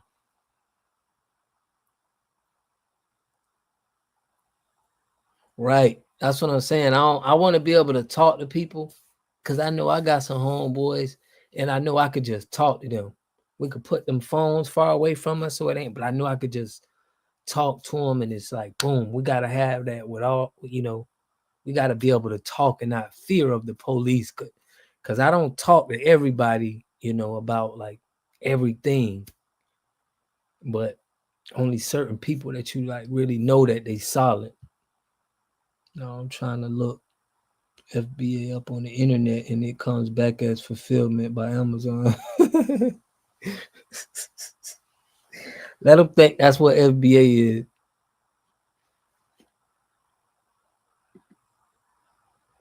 Everyone has a culture. We just identifying as our culture. I'm coming together. We are not trying to do a movement, but we are just identifying as FBA. I mean, we identify FBA, but that's a movement because you got us that are like, they trying to make a movement. You know what I'm saying? Well, Pamela West, we appreciate you. And Pink Sky. Y'all really been bringing, like when you mix men ideas with women ideas, it's always, you're going to have that. Like, that's why we got to preach, unity with us because we need our men come up with good stuff. We need our women and we got to put them together. What you put here, the slaves have become the standard for the culture and the greatest at everything. We all are the threat. Yeah. We definitely are the threat. Definitely are the threat. So the best things I heard, registered, get business owners registered. We got to be out in our communities and making sure that we support each other. We got to spend our dollars. All money in got to be the new slogan. You go around, that's the code. All money in. When you say that, everybody should exactly know what you're talking about. What? All money in? All money in. That's all we got to say. And we just keep it moving from that. I mean, not a bad movement. Yeah. Well, that's what they're trying to call us, Pamela. They're trying to say that. They're trying to label us like radical. Trying to label us like a hate group. It's just crazy.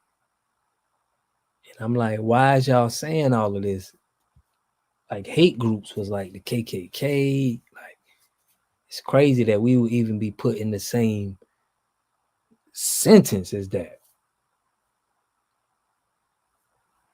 For real, that's how we got to start talking to people when you see them. When y'all see people now and you see them in public, tell them all money in. That's the new motto, what we telling each other. That's the code. All money in. You see somebody wearing some Louis Vuitton shoes and a belt, you tell them all money in, man. You off code. We got to get back to being on code. Put all money in. No gravy 2025. What you mean, Pamela? We not. So true at Don. We just dominated the Olympics. What Don said. Okay. They labeled the Panthers as a hate group and started as a breakfast program for inner city youth. Yeah, that's what I'm saying. So we gotta look out for that. We are the most loving people on this earth and will help anybody. They take advantage of that too. They take advantage of that for real. Yeah, this was empowering, man. This gave me a lot of ideas. I understand. But all money in is the slogan. I can't wait to see out my brothers and sisters and tell them, look, this is what this means. I talk to a lot of youngins too. Our young generation kids need to understand what all money in mean too. We need to make that popular. Nipsey Hussle kind of was the first to kind of push that out.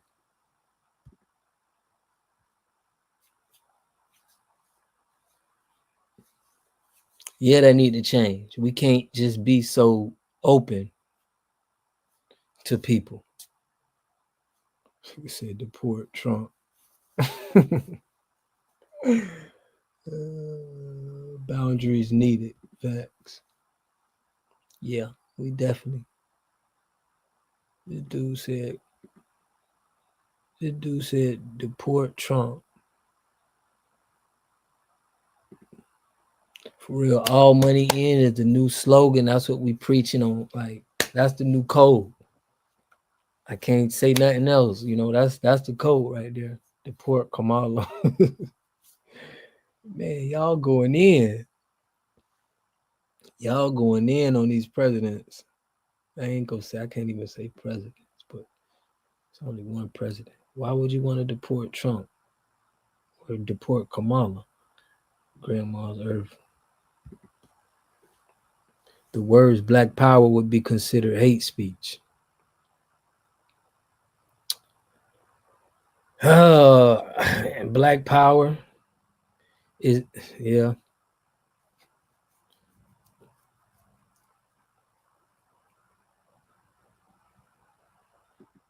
FBA's verse people without color. People without color. Somebody say clear people. They call them clear people. Put that on the shirt. I will buy what? All money in or FBA's verse people without color. I think I'm gonna make some shirts. All money in, huh? Put that in the shirt. I will buy. Put what on the shirt, bro? All money in or FBA's verse people without color. Put that on the shirt. The hashtag I will purchase. All money in. Yeah. We need to push that into the community. That's gonna be the new slogan. I'm finna get some shirts made like that. That's dope though. Hats and all, man. All money in. Mutations. Carmen X, what you on, man? What you mean mutations? Because I have the original person and they are mutations and invaders and the colonizers.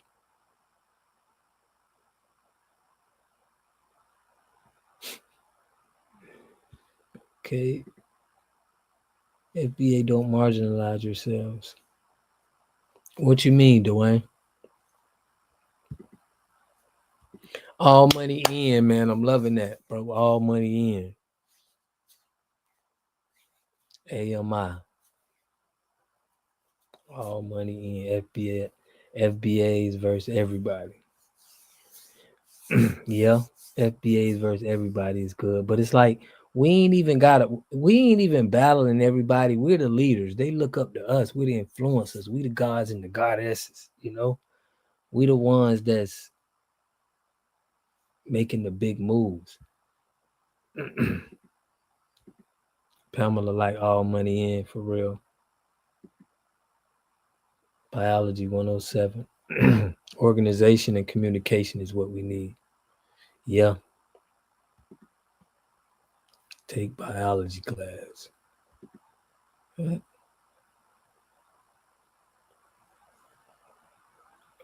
All money in. We're gonna have them shirts, man, coming. Gotta holler at my boy who do the shirts. FBA's versus everybody else. Yeah, that's dope too. I love Black Americans. You saying that, or you thinking that to be on the shirt? I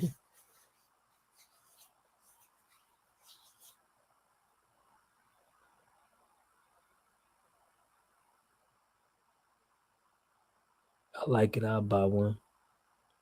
All money in. I think, yeah, that's what we got to have, the inner city win. Hashtag. Like, we got to get that popular. Support the FBA. New Day FBA, for real. It's a new day. All money in is tight. For real. Let me know. We got 30 people in the chat, man. Y'all hit that. Y'all smash that like button for me. But let me know what y'all think, man. The new code is what we going on. We're going to put it on shirts, hats. Hashtag all money in. And we're going to want to push this to the communities, push this to everybody. So, everybody knows all money in, man. Keep the money in your community. Keep the money in your culture, bro. As a Jamaican, I love you guys. Man, we love y'all too, bro. Like, it ain't really about everybody gonna have to do some setups like what we doing to make sure that they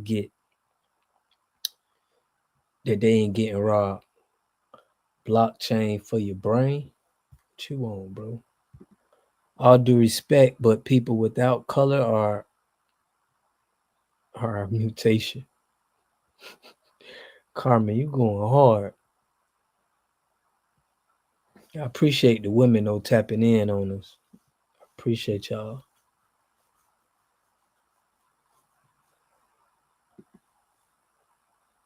Blockchain for your brain.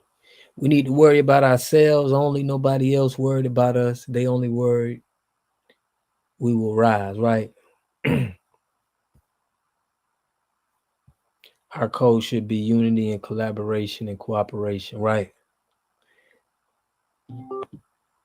Oh, I got somebody calling in. Let's see what they want to. I think that all money.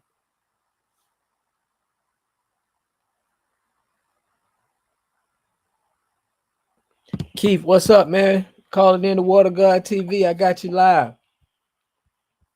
Well, what's up, my brother? Great show, man. I appreciate Much needed. For real. You're coming with the real. For real. You're coming with the real. I hope you keep it that way, my brother. Definitely, man. I got to. I only know that way, man. I got to keep it like that for us. FBA, you know, as some people get successful, they get political with it, you know? Mm-hmm. But, yeah. But I love your show, though, dog. It's bound for success. That's what's up, man. Hey, man, but go ahead. I wanted to just pick your brain on some of the topics you were discussing today. Okay. As far as uniting, I don't know how we gonna unite, you know, because right now we got a lot of people talking about uniting, and they're up on X and Twitter, and isn't this owned by a known racist, Elon Musk? I mean, how can you be revolutionary and be on Elon, you know, a known racist? He's got a racist platform. How we gonna, you know, I don't understand how we gonna work that out. Right, black people ain't never. So what I'm saying is, you know what I mean? Yeah, well, what I'm saying is YouTube, right? Somebody did a study and they said YouTube really be like not paying black content creators like they paying other content creators. So I don't know. I don't be on X, but what I'm saying is the system has been racist to us as a whole. You know what I mean?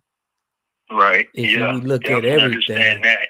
So it's like Yeah. I ain't gonna look at my brothers or my sisters for going on there. It's just I do see a lot of hate going on there, but I look at the whole system like that, brother. So I don't look at it just like one of them. I say like all of it is made by the enemy. You know what I mean? Or got some kind of ties to them. Would you agree? Well, somewhat. I mean, if you even said YouTube ain't been involved in no mega lawsuit where they Right. lost for outright racism. You know what I mean? Right. No, I no. do agree with all of the platforms. Yeah, they're gonna have racism, but we talking about a known staunch racist. Yeah. Elon Musk, he come from a racist family. Yeah. He's got a racist platform. Over 3 million niggers being called every day on his. I don't buy that, you know. And we can't be talking about races and guess what? He was we had him up against the belt. And I hear a lot of these people say we make the culture.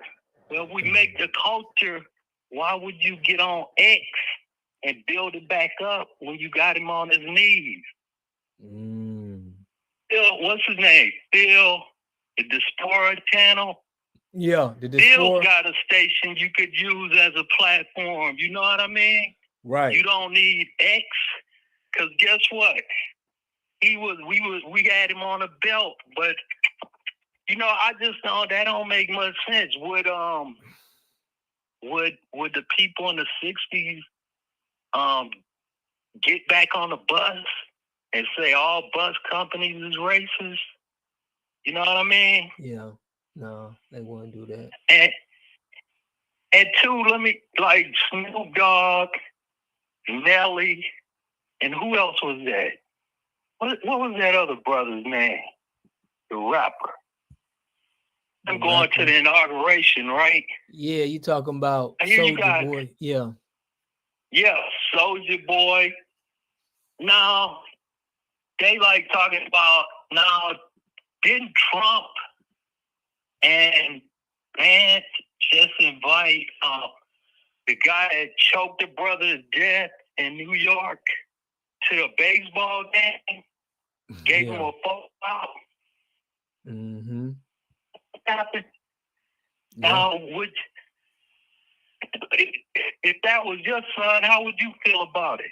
That was your brother. How would you feel about it? Yeah, I would be pissed. That would make me real mad. I mean, this a brother got choked to death, choked out on national TV, and all of them just disregarded. Yeah, because they play the media game. See, we need to have our own media so we can deliver the right news, because a lot of our people too, they put narratives together how they want to put narratives together, and then we'll take the news and we don't actually. You get what I'm saying?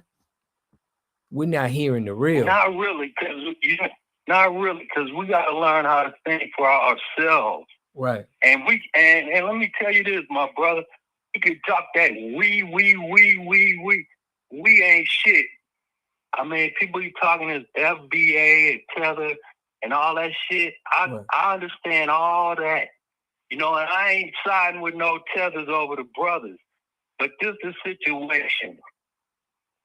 Throughout the course of the U.S. and our struggle, it ain't never been no we.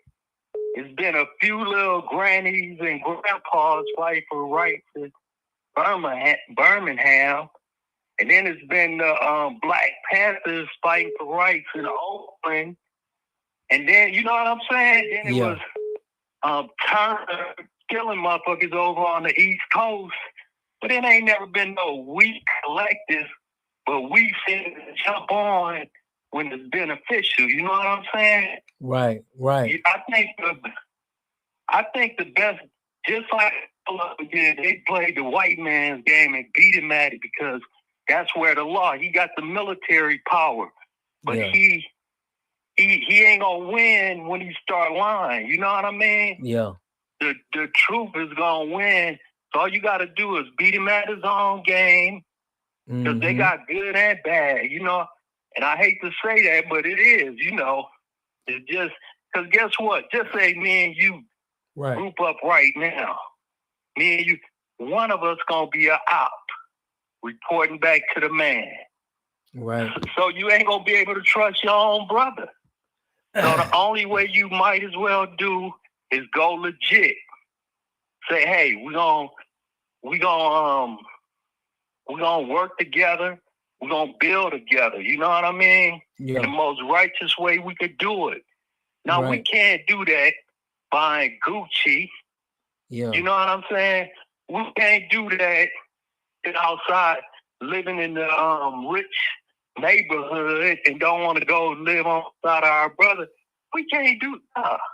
We're gonna have to have some kind of, that's the only code. We're gonna have to have a code, and it's gonna have to be open to scrutiny by the white man. You ain't gonna be able to hide shit. And as time go on, more and more, unless you're gonna be able to hide from the white man. And guess what? We're gonna have to just do it in a legit way. And ain't nothing wrong with that, because we can do it. But can't, who is you gonna group with? You gonna group up with a nigga talking about eating somebody's ass? We gonna have to have some allies for sure. You're right. We're gonna have to have some. No, I'm saying,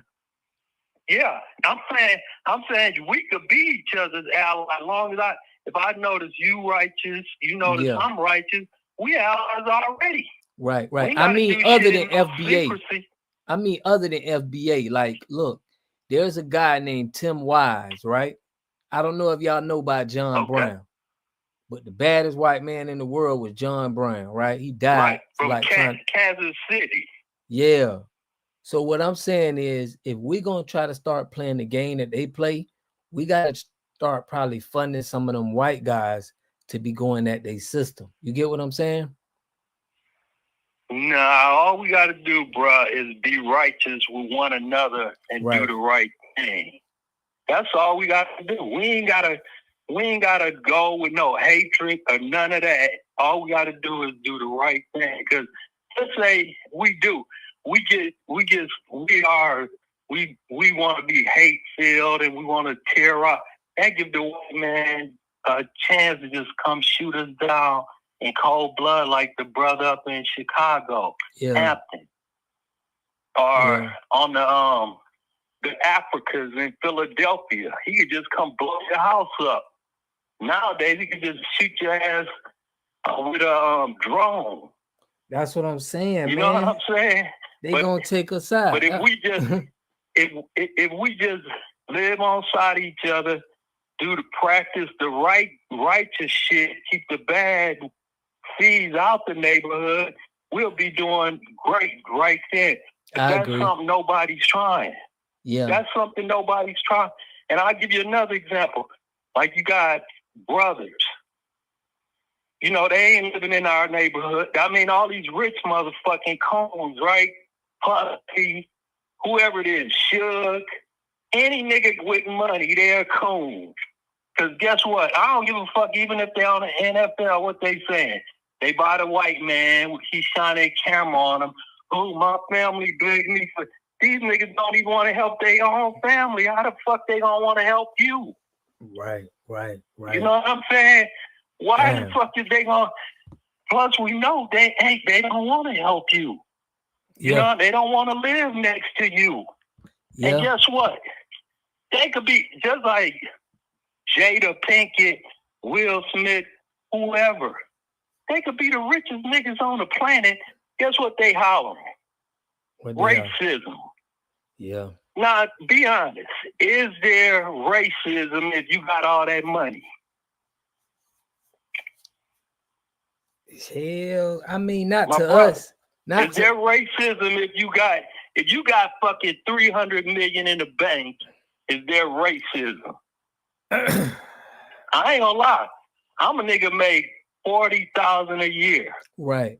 I think they still go through racism. I think they still go through racism because they're not in the club. That's bullshit. Yeah. Dog, that's bullshit. You think that they let them in? Ain't no fucking racism. You think that who is your oppressor if you got 300 million in the bank? Tell me. Who's your oppressor? They could take that money though. Yeah, they got impressors, but they gotta act in line or they gonna be back down there. That's what I'm saying. Like I'm saying is they in the $300 million. Who's gonna take what with $300 million? Dude, you could get 80,000 million acres, and who could come on that motherfucker legally? You could be on gold coins all goddamn day. Who is gonna fuck with you? No, ain't nobody gonna mess with you once you got the makers. It's gonna be hard. But I'm saying, who gonna oppress you, dog? Yeah. Plus, you could I just like 50. What do 50 do? He go get some motherfucking paid policeman. I go fuck with him. They'll blow your shit off. Yeah, you could do that. Yeah. So what you saying? Are you saying he ain't oppressed? Because I'm saying these niggas is not fucking oppressed. They're a bunch of cones. Yeah. All of every nigga you would be hard pressed to find a nigga with money that ain't a cone. All these niggas is cones, man. With money. Every last one of them. Right. Every last one of these niggas with money is cones. Yeah, I know y'all called on the line. We're gonna get you on the next call now. But go ahead. Go ahead and land. Go ahead and land your plane, brother. I got somebody on the other line. Go ahead and land. Yeah, now they want to heat your line up because I'm on the motherfucker. So watch it down, back down. See, they just want to heat it up because they want to argue with a real nigga. See, now they want to jump on or give their little 2 cents. Where they punk ass at a few seconds ago. Right. But anyway, dog, but this is what I'm saying. You got all that money. This is the problem I got with them, though. Let me tell you the problem. They complaining about racism. Dog, these motherfuckers is complaining about the fucking racism. Right. All the shit I take off a white motherfucker for the last 50, 60 years. Right. And these niggas is complaining about racism. They don't even have to be around a man. For real. But you know what it is? They nose is like a magnet to the white man ass. And after the white, they nose is like a white magnet in the white man ass. And he's like, nigga, get out of my ass. You know. All right, brother. Look, man. Go ahead and land it. Hey, man. But anyway, I'm gonna holler at you. Call in with us tomorrow, man. We're gonna be always online. I appreciate you calling in, man. FBA for life. All right, my brother. All right, brother. Peace. All right, y'all call in, man. Y'all shout out, bro. Y'all was going ham. Y'all go ahead and call in, man. Y'all know our people, man. Bye. Peace. What's up, Cool Rock? Glad you joined in. Go ahead and call back, man. It was Kirkland Frank. Let's see what the name was. Tyson Franklin, man. Go ahead and call back. Salute to the caller. For real. Salute to everybody giving a voice in their opinion. I nearly went to sleep. Queen Trey Goddess. I appreciate you tapping in with us. We love to have our goddesses on deck. I like when people put that goddesses in their name. Gods and goddesses. Straight up. White people don't like when you do that. A white dude told me, you need to change. I gave him my email. It was Rob the Water God. He's like, man, people are going to be offended by that. You got God in your name. I'm like, get your lame behind away from me, dude. Hey, go ahead and call in. I wanted to hear a fairy tale.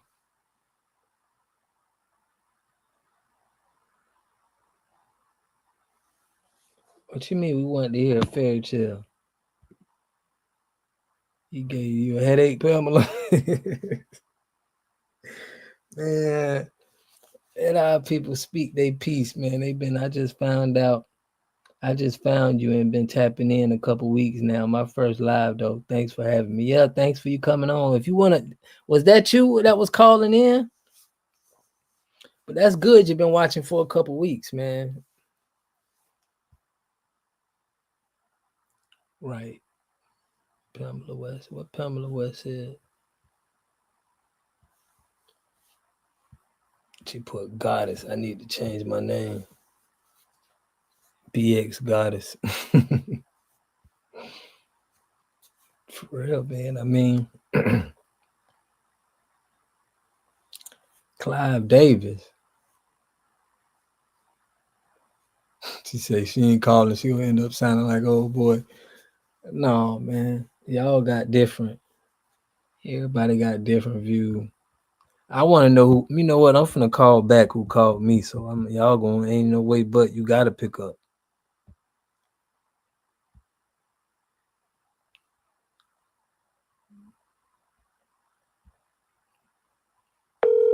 Somebody call in. I might pivot in the type of content I do. Yeah, pivot into it, man. You gotta speak that truth. You got it in you. Don't be scared. I'm calling them back. 770. It looked like Georgia. I think that's Georgia. But yeah, man. Please leave your message Definitely, I want y'all to spread the word for what I got going on, the water purification. And the best way that y'all could do is stop buying bottled water, grab a reverse osmosis system for me. It's like $276. Go up underneath your sink, drink purified water. Instead of buying all that bottled water, you can get 50 gallons of water every day, purified water that they put in the plastic. And we need to start making that plastic out of gas and using that and start banning all of these gas stations. She put FBA Queen and King, much love.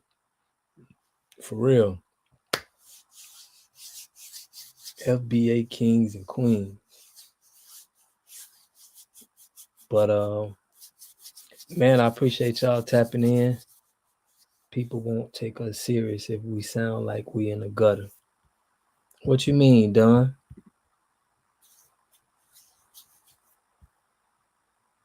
People won't take us serious if we sound like we in the gutter. For real, all money in. Bruh, I'm on that all money in. That got me hyped today. Like that was it's the highlight of this show.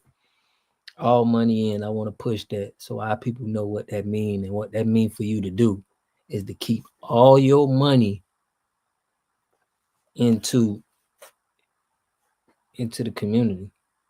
2021 FAA investment.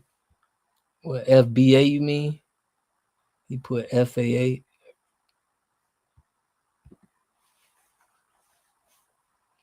put we gotta own land to do that.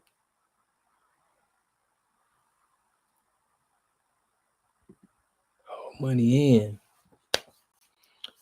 So yeah, y'all let me know. I'm gonna try to drop some content on like the top 10 Sambos. They did that on the last live. I'm gonna try to like.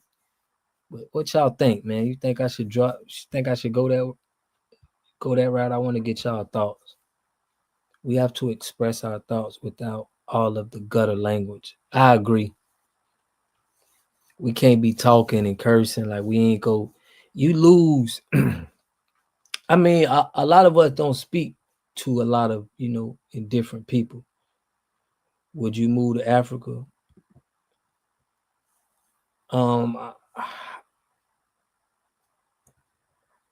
I wouldn't move to Africa, but I wouldn't mind having me a place there. But put yes, I would have me a place there. I wouldn't want to be like, this is the only place where I'm living at. But I'm a road runner, man. So I don't mind. I move around.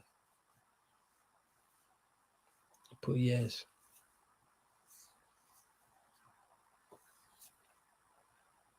I was about to go out there in Ghana a year or so ago, but it's a lot of corruption they be doing out there too, man. You got to be careful when you're going out to Africa, bro.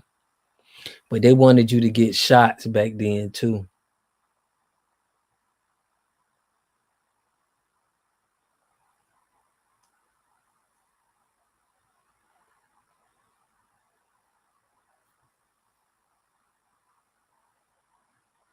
Put it's the same everywhere. Yeah, yeah.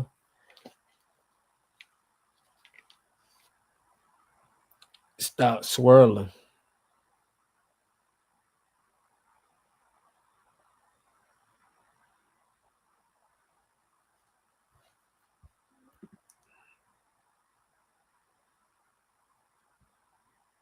Yeah. What you mean bleep bleep?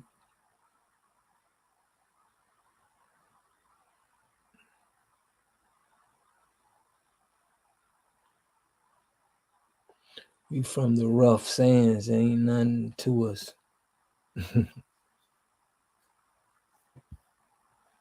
I would not move there. Having a few visits and vacays might be nice though. Florida is my home. What part of Florida you from, Queen Trey Goddess?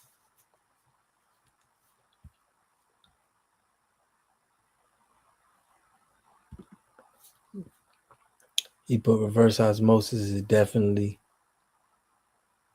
the move. I saw something about micro shrimp and bottled water. Yeah, man, I'm telling you, man, that bottled water. Just that you know that they that they making gas out of the bottles that you drinking, man, is scary, bro. Orlando, okay, not too far from Fort Lauderdale, but I'm in Jacksonville, up top. Old Town. We used to go to the classics up there.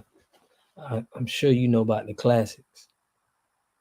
I saw Ghana trying to get recreations from FBA. Yeah, they was trying to like give you a piece of land or something.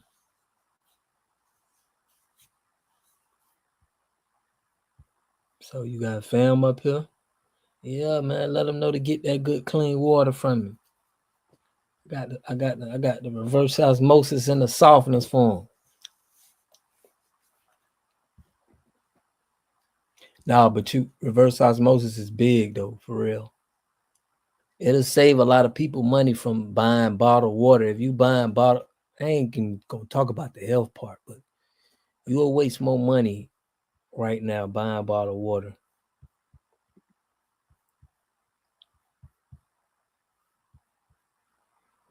I will put a word out, B. Yeah, for real. I appreciate y'all, man.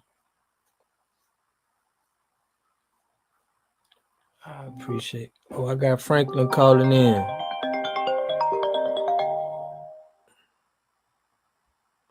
Water God TV, we got you live. What's good?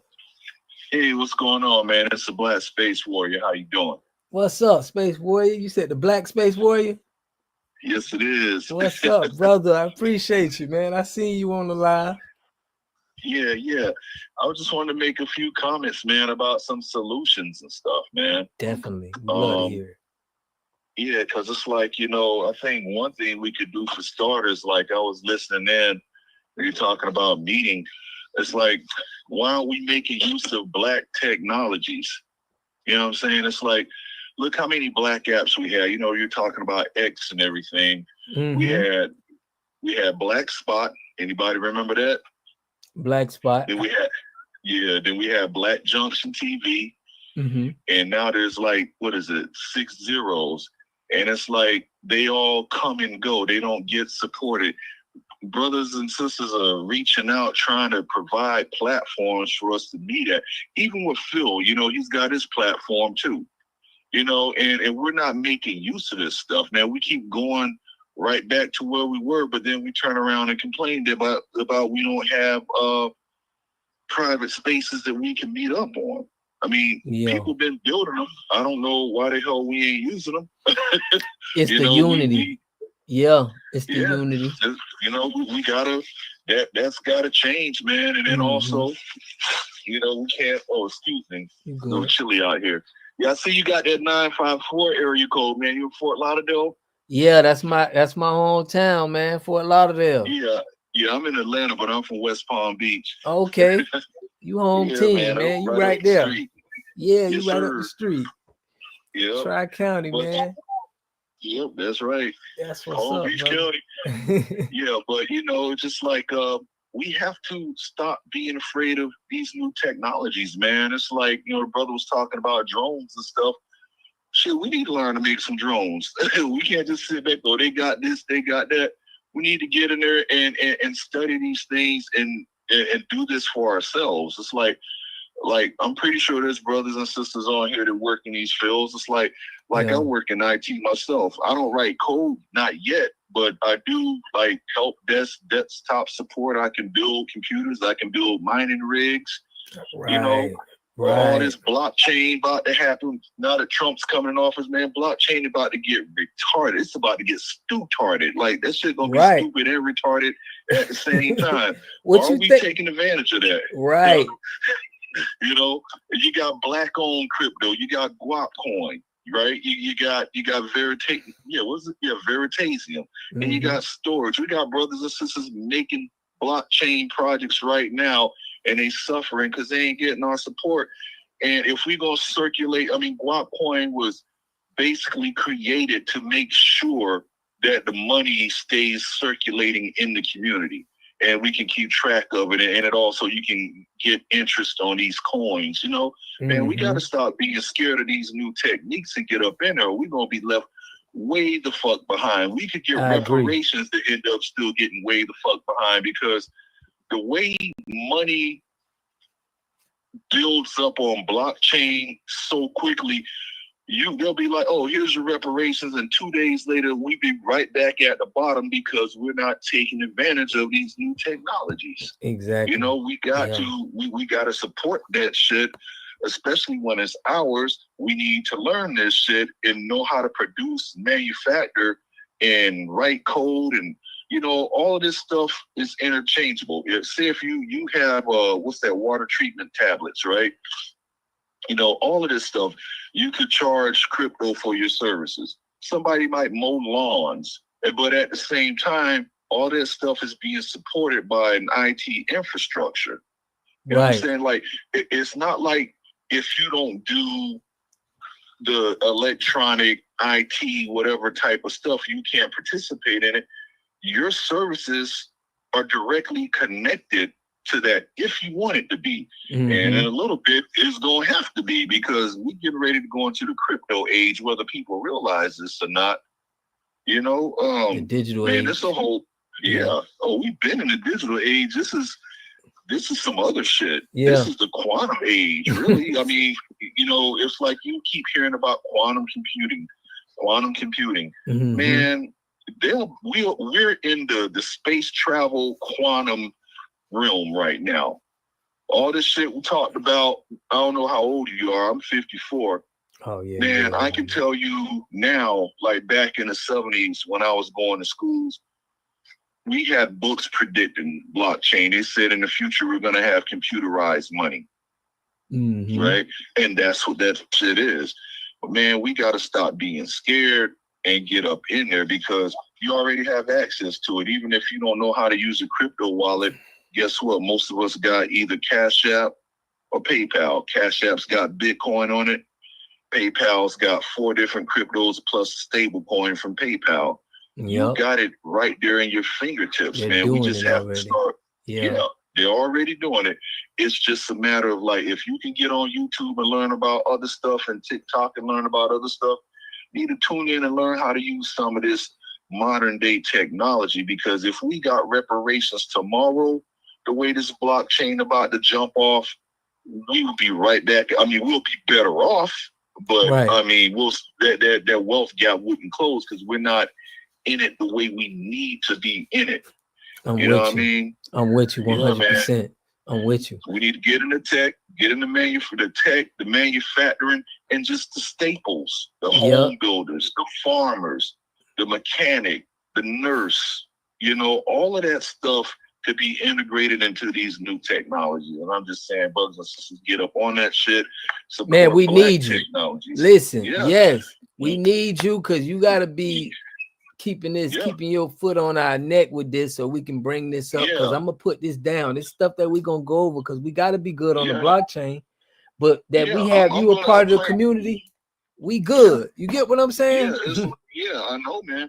I knew how it was going to work before it started working, because they were teaching us this shit in the 70s. Right. You know, that's crazy. It looked like science fiction, but you know how it is. If you're growing up in Florida, man, they let you out of class to watch the shuttle launches. So that really got ingrained into my psyche about what, and even when it comes to that, we need to make sure that we're part of the aerospace industry, that we're going out there, because that's going to be the type of money that shit would generate, even just like in making spare parts.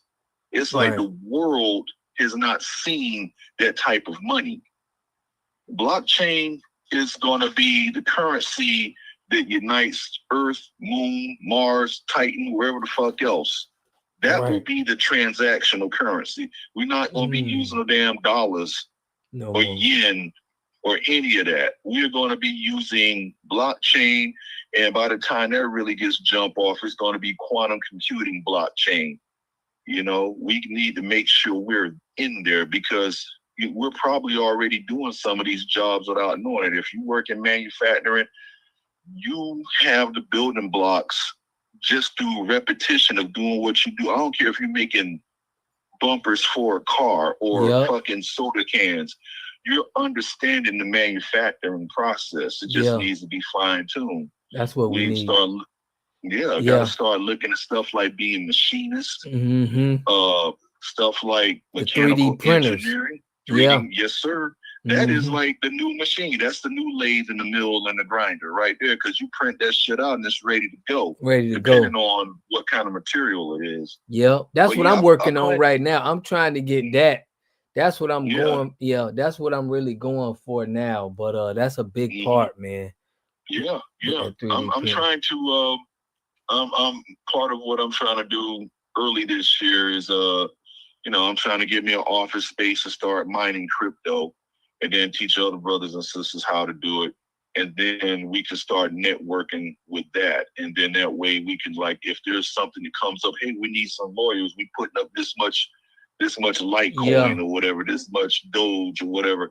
We got payments for you. Like, remember when the riots are going on, and like Tariq and a couple other brothers, they was getting these brothers and sisters out of jail when they were getting put in, because, now imagine if you really didn't have to reach in your pocket and we just had an apparatus of brothers and sisters who could do that shit.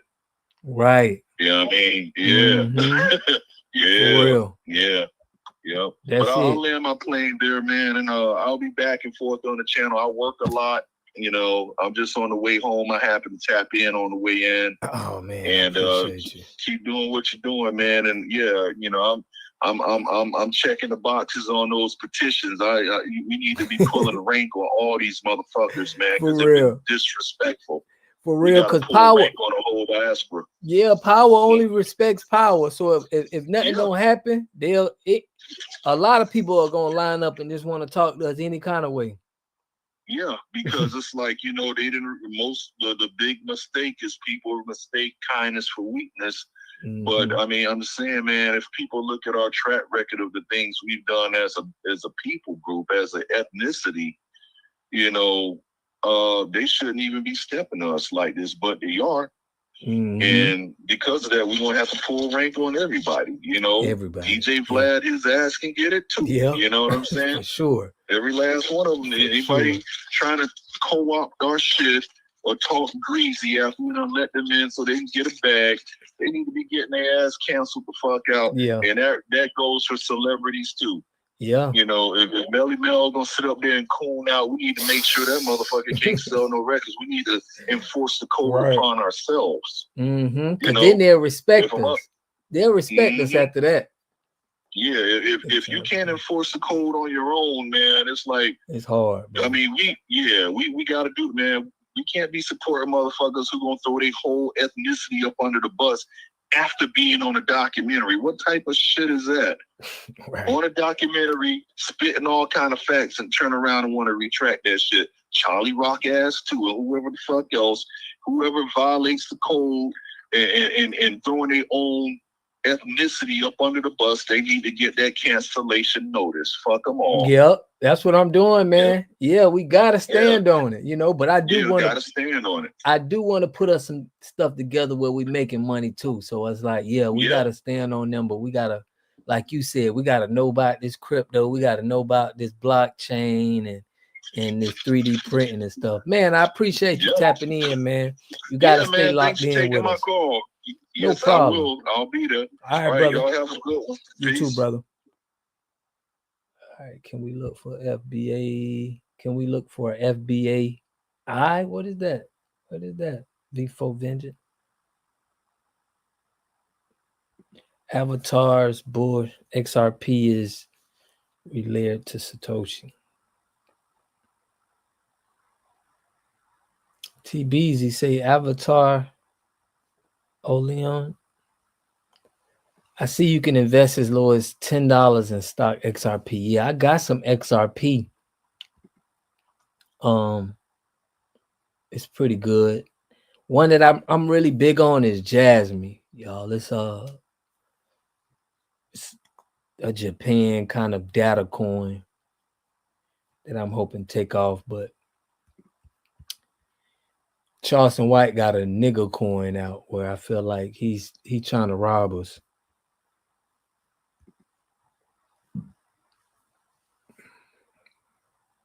We can look for FBA unions with various skill sets to teach each other. Yeah. But not only that, they got teaching now that where it's digital. Like I got something where it's Skillshare from my boys where they got people that's, they already have the skill and they're just sharing it. So we need something where our people can share the skills to the young ones and share their skill set so that it can get passed down. I think that'll work because we don't fight back. But man, we 40 strong in here. Make sure y'all hit that, smash that like button, man.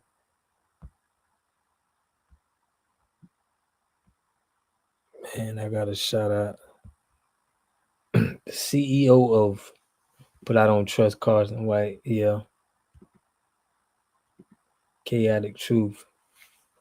All right. The CEO of Brad Garlinghouse even came out his mouth and he even said the same people that created Bitcoin created XRP. I have the video saved and it's still on YouTube. Okay. Yeah, I believe that. I believe that, these coins are definitely going to take off.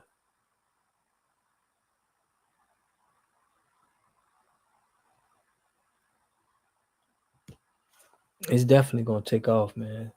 We just got to be aware of it. But all money in, new logo. That's how we got to speak to our people, let them know exactly what that means. So we're going to have to spread that out. And we got to look to keep spending with our own and make sure that y'all definitely no more bottled water. We got to cut the bottled water out. It is a black bottled water company, but it's just too expensive for anybody to be spending bottled water. Like you could just purify the water that you already have. Any stadiums and hotels and supermarkets, bodegas down the street. We're going to have to stop. We got to know where to spend our money and where not to spend our money. That's what we got to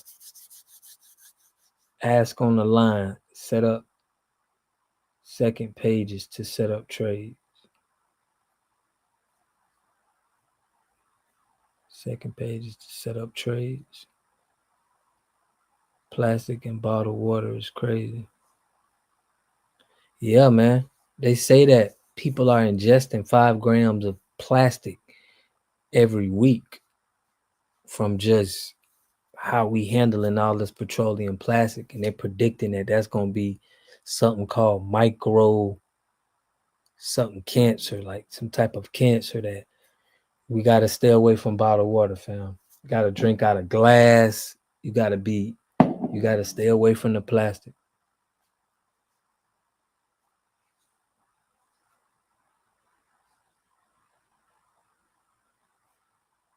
Okay. I have my kids on my credit cards. Yeah, building their credit. But like you said, Black Wall Street was created, and we didn't. It was no credit system back then, Microsoft. So it's like we got to understand what real credit and collateral and assets is. Because Black Wall Street, they was loaning money to white people in Black Wall Street.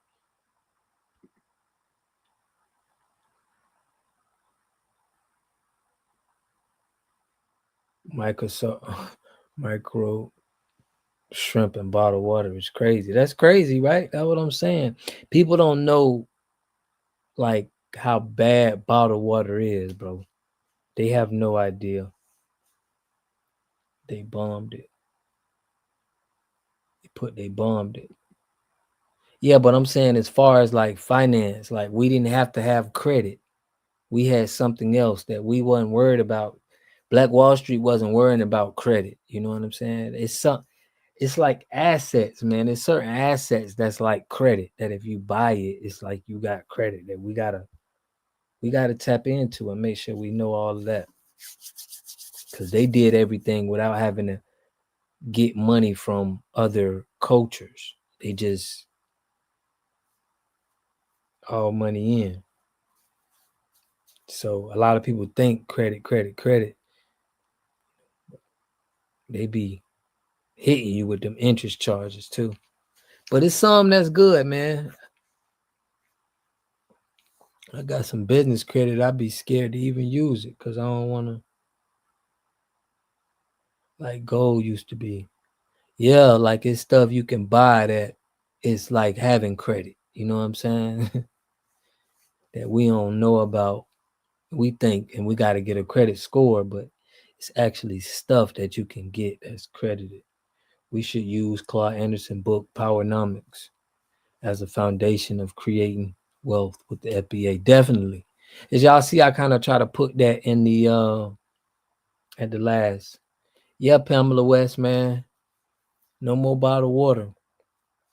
Long as you got a kitchen sink, you can put you a reverse osmosis in there, and it'll be just like with that video I showed y'all. That dude said he was drinking water. We need all money in. We don't need y'all spending money on plastic bottled water that ain't good for you. That don't make no sense. You know what I'm saying?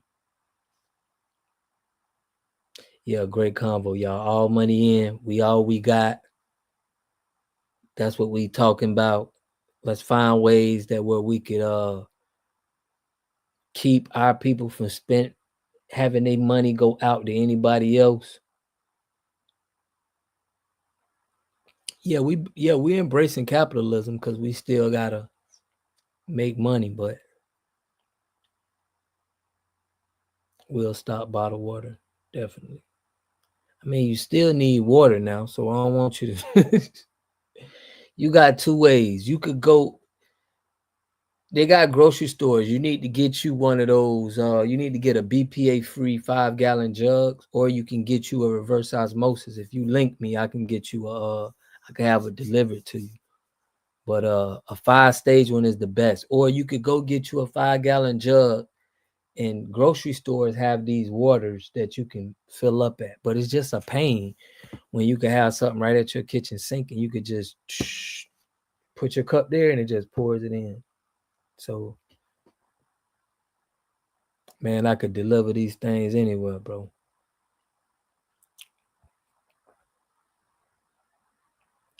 But I would want to know kind of how your water is. What's the hardness? Like I know, like, cause I gotta know just certain things about the water so we know how to. But after that, because normally I do a water test to see what it is, and then we see what the people gonna get. If y'all see on my page, I help a lot of our people though. Claude Anderson book, Powernomics, speaks to that issue. Yeah. Water. Like, think about how much money our people are spending on. Number one, they got a water bill. You paying a water bill, number one. And then you paying for bottled water. So it's like People are spending a lot of money on water than they even know. Okay, I'm a DM you, brother. For real. But you don't want to keep wasting money on water. Like now, all I do is get filters every year, every 2 years. You could change your filters for a small amount, and you don't have to keep buying water. Now I understand, because a person in the UK wouldn't get fully what we are talking about. What you mean, Don? You keep the money in the FBA family, right? It's another way you could do that too, because bottled water is $1 trillion industry, and it's only 2 or 3 companies, and they're European companies that sell water. So just by you buying water, bottled water, they got it on lock. But yeah, man, we need to know, we need all our FBA brothers and sisters doing something so we can support that. We have to be supporting each other and letting money just keep changing each other's hands. Okay, you doing this, okay, we doing that, and we all just working with each other. They say that water must be hitting, I still look the same. Everybody always telling me that, man. I mean, I ain't gonna lie, taking a shower in water that's no chemicals in it, I think everybody need that. It's important.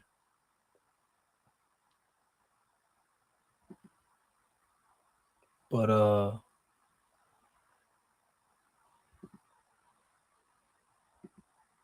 what was once free for us, they add a coat to the water, air, food, housing. Let us take charge of what is good for us and not for their pockets. Exactly. Cost. No, I get you. Yeah, they add a cost to it for water. That's what I'm saying, man. We gotta educate our people on where to spend your money at. We need things to get registered. And we gotta tell these corner stores, look, man, y'all either gotta sell it to us or we're gonna have to ban you. So y'all, this was a great convo, man. We was on here for 3. We going in here tomorrow with Trev Jackson. Me and Trev Jackson gonna be talking about some stuff. Can we clean fresh water that has been tainted? Yes. Reverse osmosis, take out 99.9%. Now, I showed y'all that video of that guy, and he was getting air, turning air in the water. That system is very costly. It's one that you can get for the house too, but it just costs more. You know, it costs a lot. But we're gonna be live tomorrow, like 9-10 o'clock. Can we clean fresh water that has been tainted? Yeah, you can clean fresh water. They even got it now, man. Certain cities are taking sewer water and they're sending the water back to you.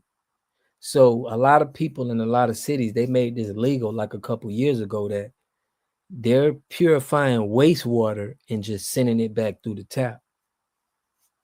Cool, I'm gonna check in. Yeah, check in with it, man.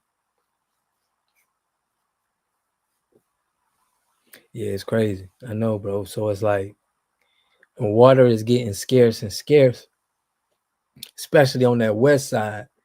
And on the East Coast, we're using so much chemicals over here that it's seeping into the soil and seeping down into our water. So I got well water. So it's like I'm not getting water from the city, but it pumps and you got to get purified. But it's more responsibility on me. TBZ Ripple is the company which. Yeah, good night, everybody, man. I appreciate everybody tapping in. We're gonna be on live tomorrow, and we're gonna try to do it on the weekends and a couple days out the week. So good night to all of y'all, man. I appreciate y'all for tapping in. Make sure y'all hit that like button, man. Push me on the algorithm. Share the channel, man. I appreciate you, Pamela. Much love to y'all too. Much love, TBZ, Crew Rot, Black Boy Wonder Uncut, Sandbox. So appreciate you tapping in. V4 Vengeance. Everybody, man. FBA love, FBA family. Good night, Carmen. Y'all tap in to us tomorrow, man. We're gonna bring this stuff to the forefront and keep it moving. Teach your children to be entrepreneurs for real. We can't have them working for the white institutions, man. So peace, love. I catch y'all in the next video. Unity, all money in. All money in. Unity. I catch y'all in the next video. Peace and love.